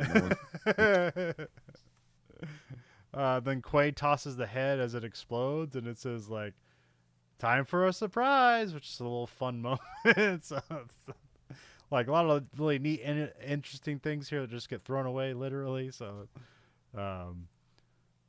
Richter shoots at Quaid and it puts a hole in the glass dome, and then people start getting sucked out onto the surface of Mars. Shutters are closed, and Quaid is able to escape through the doors as like Richter gets trapped behind them. We cut to Quaid takes a train to see the mountain alien pyramid thing, or he sees it along the way. A guy next to him says that he worked in the mine till they found the alien shit inside. That's what he says. I think this is the guy. Oh man, I think this guy's in Terminator 2.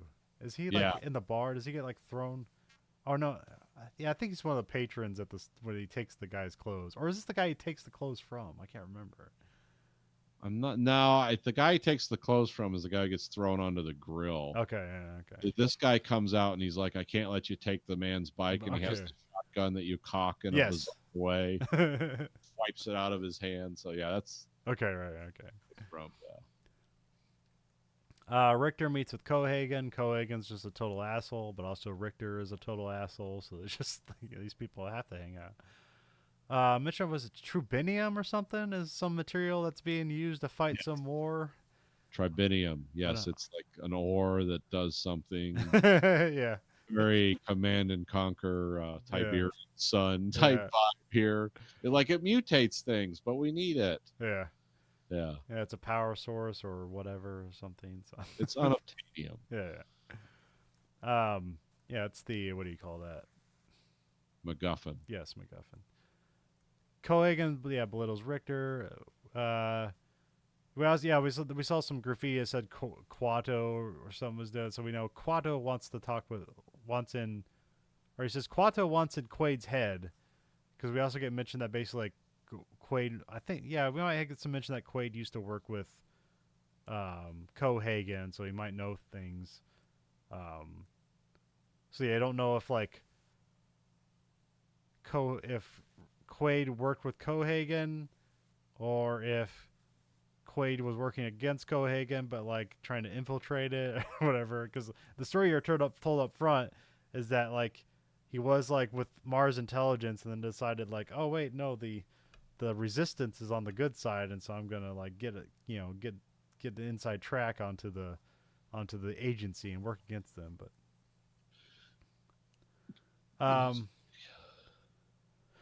Quaid gets off the train. People are bugging him if he needs a cab. Quaid goes to check in the Mars Hilton Hotel. There's a case for him to pick up. There's like a sex flyer in it. And then he sees that it's his own handwriting, so that's kind of fun. It's like, oh, I left this note. And then to look for Melina. Quaid walks out and gets in Benny's cab as there's a rebel attack going through. And then we also hear that Cohagen's raising the price on air, which is very, you know, the merging of Verhoeven and Philip K. Dick. So. And also that's like, half of the Expanse. So Yes. Benny takes Quaid to the Last Resort, which is sort of like a bar /brothel thing here. So, very kind of like Wild West kind of thing going on here, but also just a dance club as well. So, just everything. There are a bunch of mutants around. Like apparently they can all like read minds. So that's just a new sudden introduction of like. It's like a new idea that's just there. Yeah. Yeah, and they talked about like the dome like didn't filter out everything, so this is like the result of Martian air or something like that. I can't, or the tribinium. It's basically the Cohagen built cheap domes for the mine workers and the employees, and so all their kids turned into mutants because of whatever's on Mars. It doesn't filter out the radiation adequately. Okay, all right. Yeah. So Quaid goes into a dirty bar club thing. He goes in asking for Melina. Here we get Mary, the three boob lady. Yes. Who was on lots of people's minds around this time. So. And I guess this actress didn't like this scene. Oh yeah. She really was not like into this. She's like, this is gross. Remembered for this, and it turns out like everyone does remember you, but it's like remember you fondly. I mean, it's not two real boobs and one fake one. It's just all three fake boobs, right? Yeah, because it wouldn't be. Yeah, they're too proportional. Like somebody explained the like how they did that or something. Kind of funny. Melina, but he keeps asking for Melina. Melina turns around and sees Quaid, and her smile goes away. And then they get face to face, and she calls him Hauser. We also get Tony here, played by Dean Norris, most famous for, which he's also in Terminator 2. Oh yeah, what does he play there? So he's like one of the SWAT guys. I think he's the SWAT guy that like is there to watch Miles Dyson's last breath before he drops the detonator. Okay.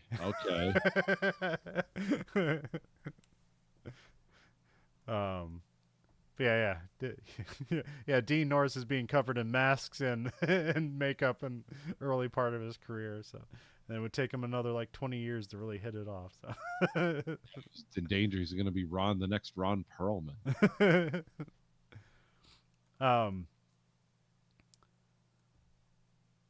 He explains his memory was erased and replaced, and she thinks he's still working for Cohagen, and so they try to get inside the Resistance. Which we don't know if that's true or whatever, but it's or this is all just a dream. That's what you got to do.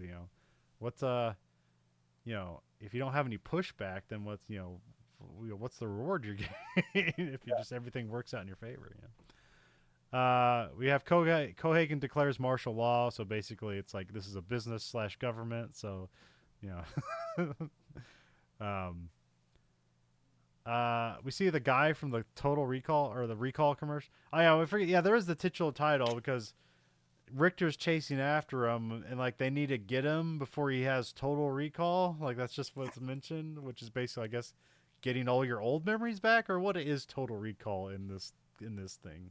Well, I think in this context, what that they don't want him to remember the truth about the pyramid mines, like in the alien artifacts. They're worried about him recalling that Okay, all because that will at some point trigger something that he will just straight up tell the resistance right. instead of having to be mind probed.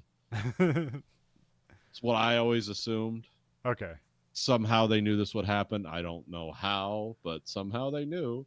Yeah, because what is it? Richter doesn't know that he's Hauser, so all he knows is that. Oh, Richter knows he's Hauser. Hauser was Koheg's right hand man, and he wants to climb up the ladder. So if he just kills Hauser, well, I had to kill him, boss. I guess he gets promoted.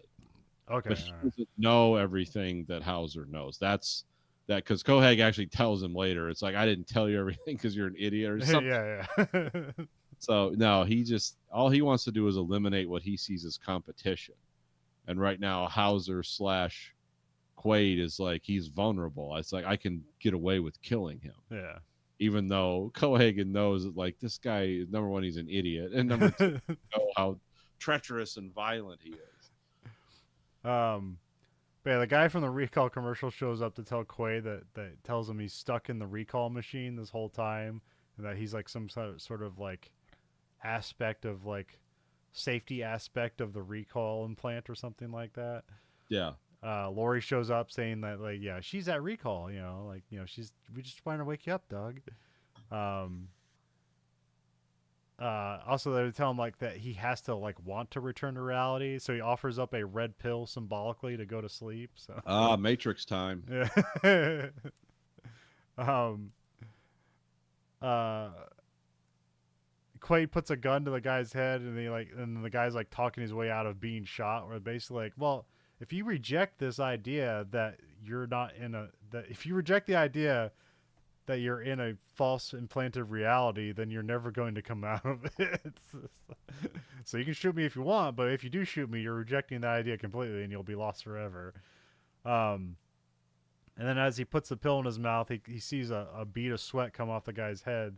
And so he's like, well, why would you be nervous if you're not a real thing? So then he just blows the guy's brains out and spits the pill at him. So, and then Lori says, like, you stupid son of a, something like that. Then the wall blows open and Richter's guys run in and beat him up. They're dragging him to the elevator where Melina pops out and just shoots up a bunch of guys. And then Melina and Lori have a fight. There's a bunch of like hidden knives and guns and stuff like that. And then Doug gets a gun and he just shoots Lori in the head and he says, "Consider it a divorce." Yeah. So you just gotta have to get that line in there. So, which is I don't know, it's just a fun thing in the '90s to have these stupid one-liners where it's like, I guess now we just like overanalyze it and be like, that would be a really cruel and intolerant thing to say to somebody you just murdered, caught of cold blood. But it's like it's a movie. Shut up. Start with James Bond, where he would always have some quip.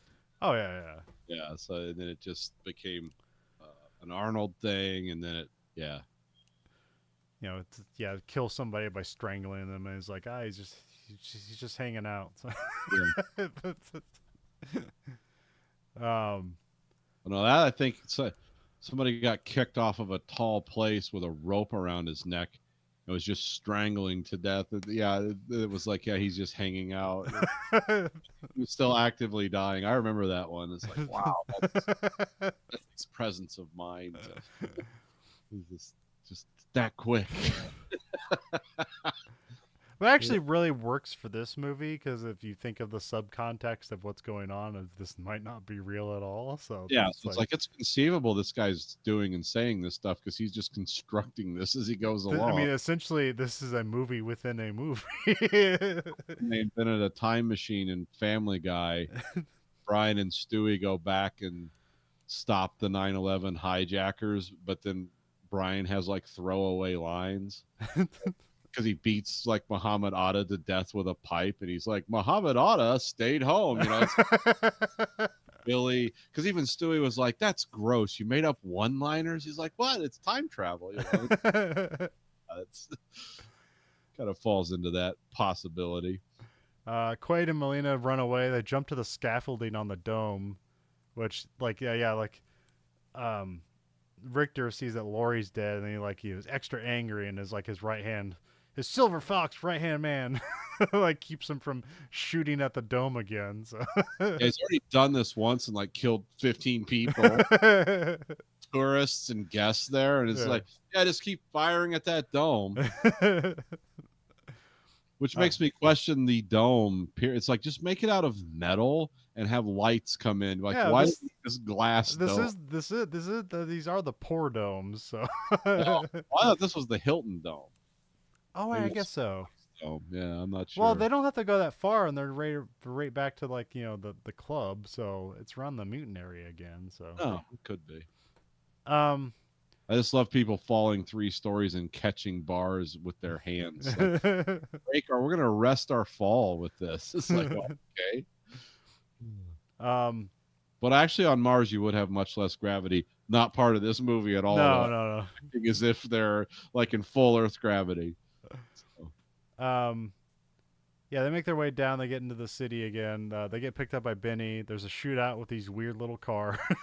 yeah. So, These are uh, very strange, like early concept Echo battery powered cars from the 70s and 80s, or weird British sports cars that they just reclad with a lot of fiberglass yeah, to make them in this movie. Because the inside of these cars sucks for the future. yeah. They have just like basic go-kart steering wheels and stuff, and you can see them. And it's like, well, that's not very futuristic, but it's just like, It's well, got it's a lot of open space and like a bench, and nobody has seat belts, and it's basically yeah, like a golf cart, yeah. skateboard. It's just like bubble cars. It's like if the Blade Runner cars that looked cool when they were static in the background, if they started to like, let's interact with the world with these, it's like, oh, these things suck. No sense as cars. You open the front and just climb into the bubble. Like, that's like falling into something. No one would want that. The cab crashes through a building. Quaid, Melina, and Benny are running away. They get to the club and make their way through like a secret entrance. Then they cover it back up and act like nothing happened. And then the three boob lady like kind of like talks to Richter, and then she just gets shot in the back. Um, Yeah, and Richter then he screams. He's like, kill them all. Like he's just yeah. mind at this point. Cohagen calls back everyone, and so they get out of there. Then the area gets sealed off, and the air gets turned off. So Well, don't forget, right hand man gets killed by a dwarf with a knife. oh yeah. She just runs at him and stabs him in the dick, but then like the immediate next scene, he's just stabbed in the chest. So just that stab in the chest in between. But yeah, he's dead now. So Yeah. Oh yeah, there's just a little bit like when they hide them away, like because like Quaid before he's like, I forget, he says something like mean to Tony. Is like, what do you like? Would you get that look on your face? And like he says like, look who's talking. And then the next, Tony says, you got a lot of nerve showing your face around here, and he just looks at him. He's like, look who's talking. and then but in this scene, like he like almost like does like a Japanese bow, and he's like, thank you, Tony. Like you're part of the resistance. I've given you too much scruff. I'm sorry. So then we have Melina. They're inside the mines. Melina talks about how the mines were like basically like torture the employees and stuff. There's just like holes, racks dug out of the wall, and there's skeletons in there. It's like very reminiscent of the like the tombs under Paris, the catacombs, where they put all the people from the Black Death because they just couldn't like, we can't dig holes fast enough. So, yeah. And then Melina and Quaid share a kiss. Which again, like you did this, this because you have the difference between Laurie and Melina, like this like holds weight now. It's like, oh yeah, this is his dream girl. So, really don't know how sleazy she is, but yeah, or really demure. Working in a brothel. So. Yeah. But they said she was very selective. Yeah. So yeah. And she's also, a resistance fighter, so that makes her cool. Her real job. I think hookers only like cover. Yeah. Yeah. Um. It seemed like the three boobed lady was more into like, yes, I'm here for like a prostitute. Well, and then the dwarf lady, she's always dressed pretty skimpily, so. But they all get shot. They all get guns and shoot at the cops. So they're They're all heroes. yeah, yeah, But again, also very unlikable, terrible people who yeah. just like, murder at the drop of a hat. And it's like, yeah, what a terrible world this is. Then we also get a sudden reveal that Benny is a mutant. Like he undoes his hand, and then like it's got kind of like a weird alien Like kind a of praying mantis arm. yeah, yeah. And then that's it for that. So, Yeah. um, Quaid is going to be brought before Quato. George stands aside, and Quato is revealed. He's like a conjoined twin in George's stomach or whatever is going on here. So, Yes, he's a parasitic twin. which yeah, this guy is also in Starship Troopers. I forget his name. He's like the cowardly general that gets like grabbed and ripped apart by one of the flying bugs. Marshall Bell. Yeah. Uh, but he's in lots of things, and I think he does a lot of voice work too. He's got a great voice. Yeah, he's like 82 now. He's still working. So. Interestingly, they wanted to do a different voice for Quado Yeah.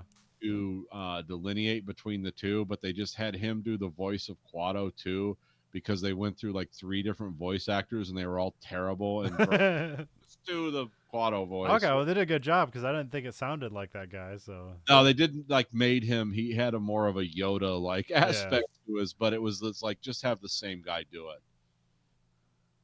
Because everyone else is trying to sound like Mickey Mouse or something. That's not what we're going for. but Quado and Quaid have some sort of mind meld because that's just like mutants have like a, yeah, They're all psychic. Yeah, they're psychic. But they're like touch psychics, like they have to be close to you. They can't read your mind at a distance. Yeah. Which is why they're kind of all another reason Coheg keeps them in one area and they're really hard to infiltrate because if they can touch you, they're going to know you're being deceptive unless they erase your brain. Which, how does psychic energy work? Wouldn't they tell? Like his brain's been erased, but it works because it's bullshit. But we get inside Quaid's mind, or I'm not sure really, because it just seems like it cuts to a different scene really, where you get the structure of some underground glaciers and like a structure above it, and that's the reactor.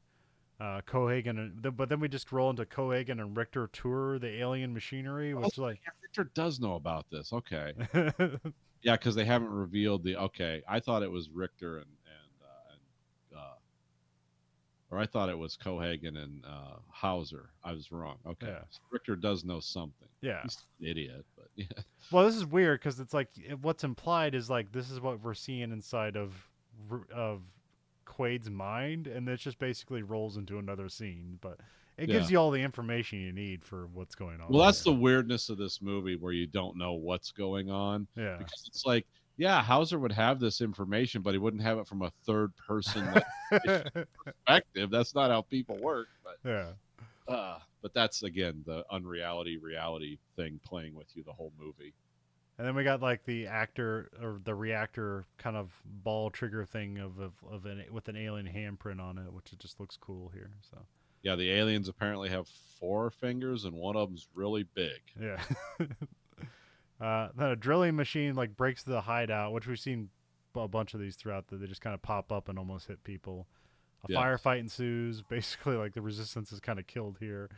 They run to an airlock, and then Benny shoots Quado. So then, like, oh, he's turncoat. And then Quado tells Quaid to start the reactor, and then Richter shoots him in the head after he tells him to do that. So after that being the end of Act 2, we got Act 3. Cohagen congratulates Quaid on killing the resistance, and Cohagen says Hauser agreed to all of this. And then Cohagen shows him a video of him, of Hauser or Quaid talking about being the plan all along. And basically, he's Cohagen's buddy and right-hand guy. And then that Hauser wants his body back. And so they drag him into a recall machine to presumably implant Hauser's memories back in. And then, like, I don't know what they're doing with Melina, but, like, they're going to make her a sex slave eventually. Yeah. I guess, so. It's the dream of all tech weirdos. And stuff. Yeah. So. Now it's like, when can we start making fuck puppets? And then Cohagen is gonna let the mutant suffocate because like he gets a call from a guy. It's like, well, it's been an hour. They're all gonna die, and he goes, "Fuck them." It's just Yeah. like, it's, Let's talk about the name of this guy first, because I've heard different theories about what. Because in the last movie, he was a bad guy for Paul Verhoeven. His name was Dick Jones. yeah. Now his name is Velos Cohagen. You look that up, makes no sense because Cohagen's an Irish name. Oh, okay. Velos is not. What's Copenhagen? That's like the capital of Denmark, I think. Okay, because okay, never mind. That's Well, like because I thought originally, like, was Rutger Hauer supposed to play this role or something? And like, okay. name would make sense. Yeah. And it's like, where did that name come from? Apparently, the word was it's like they wanted something evil, and so it's like, who are evil people that run mines? Oh, South Africans. Okay. They made South Africa because they all have names that like they're like one step off from English, and it's like, okay, yeah, let's give him Velos Musk. Well, because all their names are kind of like they're just like one off of like yeah. an English name. So I've heard that was the origin of that name. Because this is just play. This guy's played straight like in America. He's played exactly like the guy in RoboCop, just a little more over the top because it's fun. And but it's like, yeah, because he doesn't have an accent. Why does he have? He's like an Eastern European sounding name, and I guess the origin was like, yeah, everyone who runs mines that's evil is South African, so we'll give him a South African sounding name. Don't know if it's true or not, but I thought it was funny.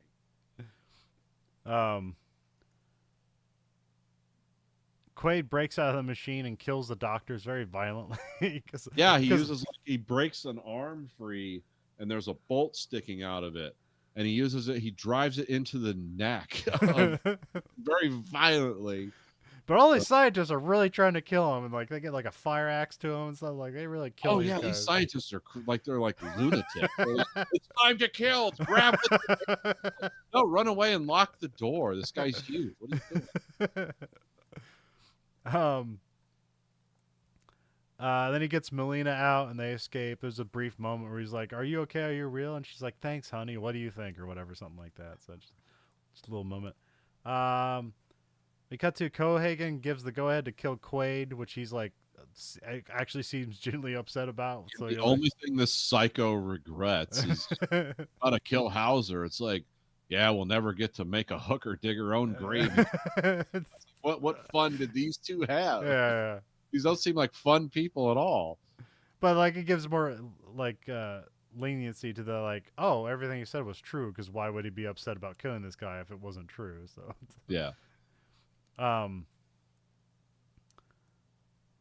yeah, then they're like running to the reactor in the mine. The reactor makes air because it'll heat up the glaciers underneath and produce air, I guess. This is the most Doom like Halo video game scene in the movie because it's huge alien equipment and people running across man-made like walkways that were grafted onto it. Yeah. It's like that very much reminds me of like Doom, Halo, because it becomes this huge panning long shot. Yeah. Where it's basically like, what do you call that? Well, where they do the matte, it's like a matte painting. Yeah. They get to a dead end, and then Benny in a drilling machine drives at them, and then Quaid grabs a drill and starts drilling the machine to like break the hydraulics so the screws stop. Like, and they like nicks their shoulders and stuff like that as they're getting pushed up against the wall. It actually knocks out the wall behind them for a bit, and then like when that stops that, Benny backs up, and then that gives Quaid room to come around to the door and just drill through the door says on it operator. It's like it's clearly like get that off of there. One can attack the operator, and if you have terrorists running around, they'll do it. And so it kills Benny with the drill as he's yelling, "Screw you!"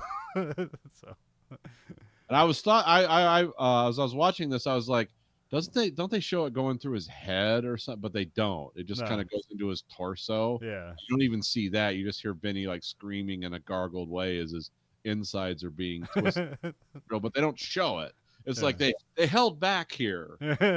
They just eliminated the scene to get the X rating off of it. Because it seems like this was a missed opportunity for this movie to be gory and gross, which they seldom do. So. Yeah, somebody betrayed them again, so again they deserve the death of a betrayer. So they deserve a medieval death. It's like, can we put them in the bronze bowl? It's like we don't have enough time to film that. Oh, damn it! They deserve the death of that kind of like associate lady in Jurassic World that didn't deserve to die that way. um, the back wall fell down, so now they can see the reactor from where they are. And they talk about if Mars had an atmosphere, Cohagen wouldn't have any control. And so like yeah, Richter's men are like staging an ambush in a room with like a bunch of tall pillars. Then Quaid gets out his decoy watch, so you know that's about to happen. So Quaid walks in, they surround and shoot Quaid, but he's just a hologram, and so he stands up and laughs at him, and then the real him pops out and shoots a bunch of guys. And there's just like a bunch of guys just running back and forth between random pillars, and just people get shot. We have a good real Quaid gag when like a bunch of people show up and he just stops and laughs and is like, "Oh, you think I'm the real one?" And he goes, "I am," and then just shoots him dead. So it's a good little bit there. So Makes you wonder, like, did they know this technology existed, or he was the only one? Because the first time I shoot someone and they like slightly blur, it's like, okay, to quit wasting ammo, this isn't real. But well, also they do a thing later on where they shoot the hologram, and because it's not a real thing, they shoot each other because they're staying directly across from each other. yeah, Which should have happened in the very first scene because they have them completely surrounded and they're just emptying into them. So it's the best military tactic ever: circular firing squad. Never go wrong. so if it's elevated, then it'll make sense. Yeah. Um. Yeah.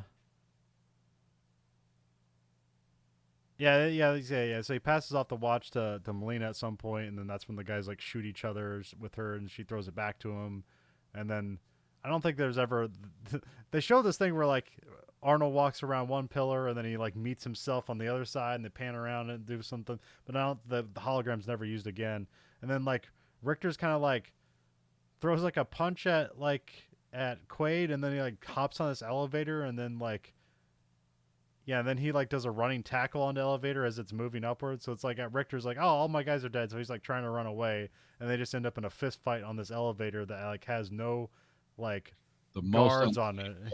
Yeah. It's just a platform with no guards. Yeah. It's almost like you ever see was it like I think it's like in Denmark or something, the perpetual elevator where it's just a platform and they just constantly rotate. Yes. Put up on it and ride it up. Yeah. And then Richter gets thrown over the edge, and he's like, Richter's trying to like pull him down because they're about to like hit like an edge of a platform. So it's like, yeah, you're gonna die with me. But then he like pulls him up, so then it can just shear off Richter's arms. Then you see him like fall to his death. Well, actually, you don't see him fall to his death. You just see him fall with like half arms, and then they cut away. And so, I guess they had to get an amputee to film that scene. huh? Okay, that's good. Don't know if it's true, but I've heard that like probably because it was all like practical. Yeah, it's like that an amputee to a fall. Oh yeah, that was pretty standard practice for horror movies back then. Like, hey, we want to rip this person's arm off for this scene. It's like we'll get an amputee and build them an arm to rip off. So, and hopefully they don't have like weird flashbacks because. I don't really want to relive that. Do you want $5,000?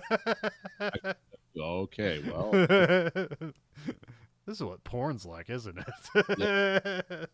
yeah. Closest you're gonna get, unless people are into some really weird shit. Goliath season 2. We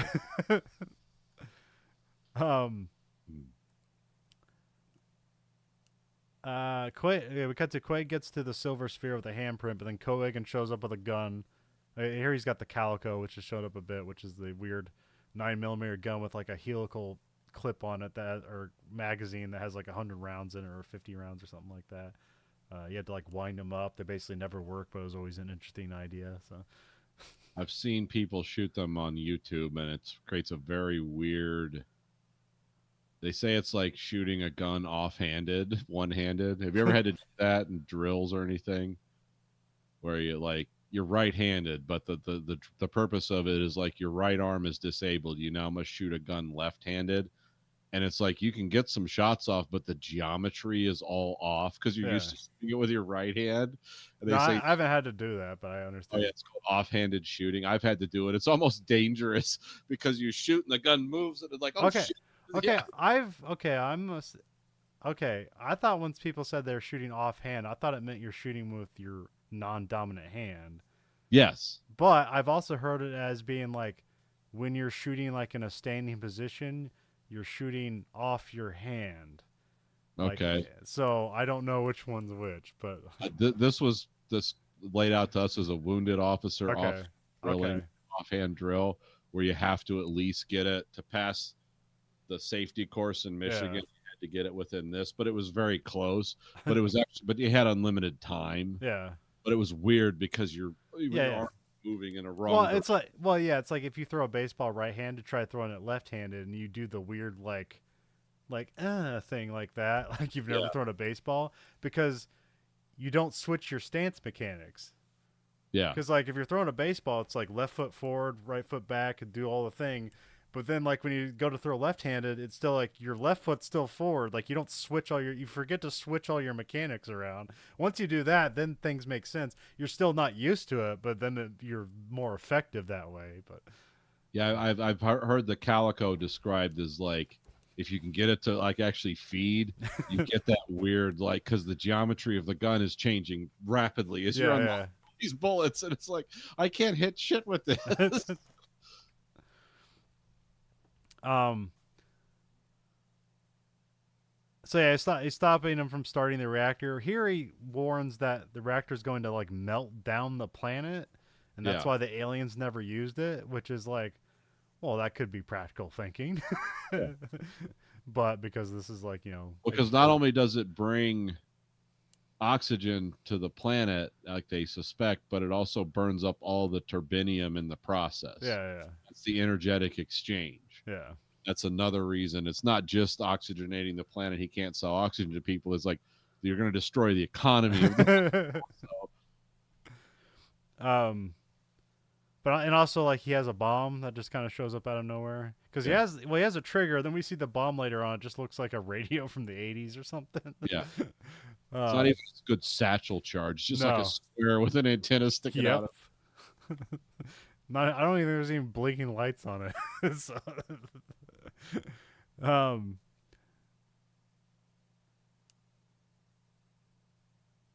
yeah. Cohen's like, yeah, they like, yeah, because Melina shows up. I think she shoots Cohagen, and then he falls, and then like the bomb is starting to go off, and but like apparently Quaid has enough time to pick it up and toss it, but then like the bomb ends up like blowing up out one of the dome pieces or whatever. So then they start getting sucked out through this like hole in the wall. Um, um, but Quaid's in a predicament where like he's like the way stuff is getting sucked out. There's basically like a cable he can pull himself towards the hand sphere thing, Yeah. because it's like wrapped around it. Um, Quaid reaches out and oh yeah, like no, so yeah, he gets up to the reactor street. He knocks Cohagen away, so then he flies out in the open. His body starts blowing up, or it starts like his face starts bubbling. His eyes are bulging out of his head, and everything's getting like like you saw in the opening. Um, For like I said, it's called the Outland style explosive decompression. um, Quaid reaches out and makes his hand in the shape of the alien hand, and then he's able to start the reactor. But this also like it goes down, and then like that like releases the cable he's holding on, and so then he's able like ends up falling out onto Mars, and Melina does too. The reactor pylons start to descend into the glacier. We see them like heat up, whatever. So like, oh, okay, they're gonna evaporate the glaciers. Um, Quaid and Melina get sucked down on the surface. They start convulsing, and their faces start bulging the same way. I think at some point we see like Cohagen has like his eyes just like fully pop out of his head, and is like, well, Yeah. I guess he's dead now. So because he doesn't magically come back the way Quaid and Melina do, so, but he's more exposed out there. So, uh, so yeah, glaciers start evaporating like very quickly. So they basically just turn into steam and start blowing up everything on Mars. Like, so this actually like I forgot like to even think about this, but Cohagen's cautioning against this because he's saying that like this is going to do a meltdown on the planet. So I forget like how violent freeing Mars is in this situation where everything like starts blowing up. The entire dome gets blown up. Like it becomes an earthquake and all of that stuff.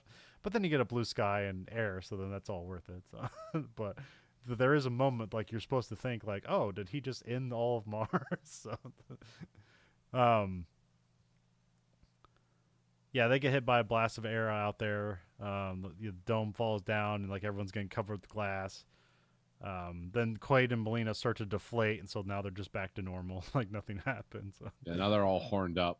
The multiple layers of their skin have started to heal up and go back together painlessly. But again, that just gives more credence to that. Of course, this is a fantasy. He's just stuck in Yes. recall. So, Mars now has a blue sky. The Martians gather together to look at the sky and breathe air.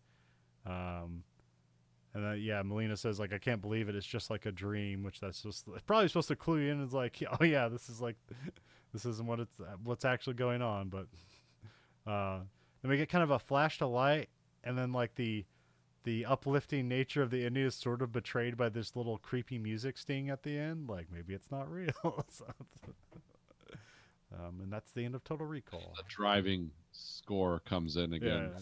They roll credits for 45 minutes. But yeah, a really neat, inventive sci-fi movie that's also kind of completely all over the place and been a cool, violent action movies from the '90s. So.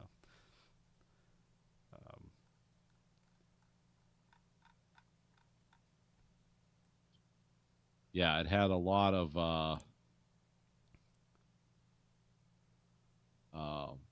cool stuff going on. It also was an Oscar-winning movie. Oh, did it win for special effects or something? Yeah, best special Okay, effects. And it made almost $300 million worldwide. Again, an R-rated movie. Yeah, R-rated movie. An R-rated movie that they spent close to $100 million in the 80s to build or to make. Yeah. Was the most expensive movie made at that time, but quickly surpassed by other movies later. But yeah, it was known for being a very expensive movie and not a movie that very uneven reviews. Okay. And Siskel and Ebert made a good point when I watched their rewind review. It was like, this was a cool movie. It didn't need to be so gross and violent. In a cool movie. The ambiguity of the story it doesn't follow its own narrative. It just kind of kicks in at certain points, and at the end it's like, oh yeah, this might have been a dream. Yeah. But you're so horrified and or enthralled by what you're seeing, you're like, oh yeah, that's the sub story here, that this is possibly fake. Now Paul Verhoeven of course is cagey about it, because he says, well, where the original story ends is where the movie begins. When he goes to recall and they're getting ready to implant the memory, that's basically where the similarities between the stories begin and end. And he goes, and that's important. Understand at that point, if you want to decode whether this is a dream or not, that is where the story departs. And then everyone focuses on the one line the one technician says when there's two things that happen. First of all, the picture of Melina actually depixelates, and it's like, oh, that's the actress. That's the girlfriend he's dreaming of. And then the technician is like, oh, blue Mars, interesting, which is like, that's what happens at the end. Yeah. So but now he doesn't say, no, this was a dream, this was a fantasy, but he's like, pay attention to where the original work ends and our story begins, and everyone is vectored in on those two things. It's like, yeah, it was a dream all along. But based on the steadily increasing ridiculousness as the movie goes along, I tend to be in that camp of like, yeah, it was a dream all along. Yeah. But there's some things that defeat that premise, and it's mainly told by the lingering gazes of the actors before he goes to recall. Because his wife, he'll say things, and then the camera will shoot to him talking and then shoot to her, and she's doing an extra long, like, what the hell does this mean? What do I do? Not a normal reaction. Yeah. Then remember when him and Barney Rubble are running the cameras, and he's talking to him about recall, and that guy's like, "Don't mess with your mind, man. Lobotomize like that one guy." And he pans to Quaid, and he's kind of like, yeah. And he goes back to jackhammering, and the camera shoots back over to Barney Rubble, and he's doing that long, lingering gaze, like, what the hell are we gonna do now? There's always little cues in here you Yeah. don't know either way, because the lingering gazes make you think it's like, yeah, these people are all in on it. Yeah. Clearly, they're not acting normally. Like when my wife tells me something I don't like or don't want to hear, I don't like look off into the distance like, what am I going to do with this chick? That's not how normal people act. There's being thoughtful, but then there's especially the gaze his buddy gives him at work after he looks away, where he's like, oh man, he's going to do it. We are screwed. This whole operation is about to blow up in our faces. So it does make it hard to discern. But well, I don't think you have to arrive at a conclusion. It's just fun to yeah, it's fun to bet. That's why he doesn't say one way or another. yeah. The director will go to his grave like, yeah, that's because if it's a dream, then like the reality of it's like, oh, is he just lobotomized for the rest of his life and just sleeping here and living in a dream? It's like, well, that's not entertaining. And then it's everything that happened was pointless and just kind of again just a dream. Then like, well, that doesn't mean anything. So it's fun to just like have the doubt is fun. Not having the conclusion is not fun. So well, we don't know if when this ends he is lobotomized or that was just a part of the story. Yeah. To begin with. It's like that could be recalls like loop, like we can get you out of this or you can live all the way through it and then come out of it anyway. And it's like, you can't sue us. We gave you a chance to come out. You've chosen to remember the fact that you probably brutally murdered 35 throughout the course of the movie. Or the fantasy or whatever. Yeah. But yeah, in the end, it's like, that's not nearly as quintessential a question as like in Blade Runner, like the whole was Deckard a replicant type. That really does carry some weight. Where in this movie, it's like, it's fun either way. You don't have to be married to one concept or another because it was just fun to watch. Yeah. So, and I don't think that was a narrative failure. I think that was intended. Yeah. Because as I said, as you watch this movie and realize what this movie costs and what they were trying to do and how progressively surreal and crappy the movie looks as it goes along, they're doing that on purpose. These people know how to make a movie. It's just kind of like, how well can this guy imagine a fantasy and operate? What's his idea of what Mars looks like? It's all badly lighted red from beneath. It's like, that might be what he thinks because he's never been there. He doesn't know. Yeah. And so that's what the movie starts to look like. Because the quality of this movie, not only does it drop when he gets to Mars, but then it drops as it goes along through Mars until the end. And I think that's completely intentional. I don't think that's like, oh, this is how we're making this movie. I really believe that like that was done on purpose because it shows like his dreamscape is starting to fray at the edges. Yeah. Because he just can't imagine this. I mean, it still looks cool, and it's still, if you're just following the narrative, it's like, oh, this is the choice they made. But when you realize, like, no, this is the money they spent on this movie was crazy, and it's like they're doing this on purpose. It's subtle, but if you pay attention to what movies like this that cost this much that were made that looked like between the 80s and the 90s, it's like this should look a lot better. I think they're playing a game with us. Because the cinematographer's done great movies, the director's done great movies, and this one seems to like get weirder as it goes along.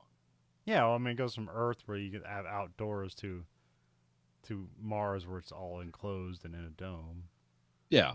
So there's like, but also all the characters in this are irredeemable bastards or the main character. Yeah. Which again reinforces the notion of like, oh, this is a synthetic monologue. This isn't how real people. There's no one this crazy. I mean, but Velos Cohagen, just from what he sees on Earth before he goes to recall, it's like, yeah, that's a hateful, greedy capitalist for sure. But by the time you get to Mars, like, oh, he's just a raving lunatic. He's chewing the scenery in a way no one would in real life. So it kind of it lends more credence to it. I don't know. Maybe I'm looking too far into this, but I've always I forget. I've always thought this was the thing. I forget if Cohagen had a great comeback or something with like Richter is like, what do you want, a cookie for that or something? Like, it's just something like that. It's really funny. I can't remember what it is. Yeah. Um, Oh no, yeah, the scenes between him and Richter are great. I don't pay you to think. If I wanted you to think, I'd give you more. Yeah, it's just, he's constantly downgrading his subordinate. yeah, you think that Richter's gonna kill Cohagen at some point by how much he puts him down, but no. No, he takes it. He knows. He knows his he He knows wants he knows what boots to lick. So well, he wants to be number 2. He just doesn't want to be number 3. yeah. But he goes about it in the most like absurd. Again, just opening fire onto a subway car, and you're not supposed to kill him. That's the thing. It's like the mission was never to kill him, but it seemed to like constantly tilt towards that, which means like, well, either But the also, it's not like he's intentionally like, well, I need to make it look real, so I guess I'll shoot around him. Like he's not doing that either. no, he's firing straight through anyone who's there. Yeah. I mean, Quaid uses this guy human shield like more than I've ever seen it used in a movie in the escalator scene. I think that guy gets shot more times than the guy who gets killed by Ed 209 in RoboCop. Yeah. Because he's just a bullet magnet for Quaid. But, yeah, that's always been my theory of this movie, is that the reason it looks the way it does and sounds the way it does and gets progressively stupider and more unrealistic at the end is like, because it's a dream. Dumbass. That was the whole premise of the movie. Has Grayson ever seen this movie? No, I don't think so. Well, we're sending a probe into space containing a supercut of scenes from the imperfect collection that make up the Verhoeven Effect. Nathan, what one scene from Total Recall are we shoving into space? We're going to send the scene. Well, to follow my hypothesis, we're going to send the scene of him and the other guy running the jackhammer. It's a recall. Because you've got to focus in on these lingering gazes, because it creates a schizophrenia in your own brain. Because I think this is all a dream, but I also don't believe that people are acting normally before the dream. So it's like, what does that mean? Is that jealousy? What is it? Is it intrigue? But yeah, if you want to get into the schizophrenic mindset of Total Recall, you have to watch that scene. And then watch the scene at the end of the movie where he activates the oxygen generator and changes the entire ecology of a planet just in time to avoid explosively decompressing. Because that makes sense. Yeah. You can find us at Letterboxd, username VHE. 1 out of 5 stars. What are we giving Total Recall? We have to give it 5 stars. Okay. Or we wouldn't have this podcast. But again, like all, like the namesake of the show, there is a subtext here. I believe it exists. Yeah. And it's definitely worth looking into. Watch this movie. Don't watch it with your toddler age children. Don't watch it with a wife who doesn't like violence. But watch it as a movie that is not only a amazing retelling of kind of a boring story, also a time capsule of an era, the late 80s in America. Yeah. And the future was ahead of us instead of later on when the future is well behind us. Well, you can find our podcast at verhoeveneffect.com. There we have listener support. We can support us on monthly side on 99 cents, $4.99, or $9.99. You cancel anytime. You can rate our podcast whenever you want, but the only thing the algorithm listens to is the highest rating. So give us a high rating. You need to control that algorithm. It's out of control. More than ever, yeah. You need to control that. Because unless you want more nine-fingered women in your weird generative AI porn, you've got to stick to things that humans create in our imperfect minds. And what did they say in what was it, Plan 9 from Outer Space? Your stupid minds. All we have left before these weird, sentence generating machines take over the planet and create a boring mid-level bureaucracy to enslave us all. Oh, there was a funny thing. I forget if it was like one of those like AI assistants or whatever. Okay. But it was like they're just like a large language learning module. Yeah. So they're not like good at math. But you can ask it to do math and it'll guess at it, but it's not going to be actually accurate. I feel a kinship now with that. What AI is it? assistants. Yeah, AI assistant. I turn all that stuff on, Oh off. yeah, There's a hopeful bubble on my phone that comes up. Can I help you? And I'm immediately like, oh, yeah. no, you can't help me. I can't even help myself. What makes you think you can help me? Yeah, yeah. Android phones just got an update, so now they act more like Apple iPhones. Um, and then but also like Samsung had a thing called Bixby, which was basically their Alexa, and now Hmm. they have a thing called Gemini, which is a different AI assistant. Yeah. Which when you watch the commercials for it, it makes it sound like oh go back to step 2, and then it just like reads it out to you. I haven't even tried it yet, so it's like it's never gonna work, so I don't need it. I'm too old for this world. It doesn't mean anything to me. So Just constantly tapping my watch, like, shut up. I need your help. I'll ask. you can find us at Twitter at Verhoeven Effect. You can find us at Blue Sky Social at Verhoeven Effect. You can find us at Facebook at Verhoeven Effect, and you can find us on YouTube at American Greed Factory. You can watch both this and that show live and unedited. So, for the Verhoeven Effect podcast, I'm Conlon. And I'm Nathan. Goodbye, America.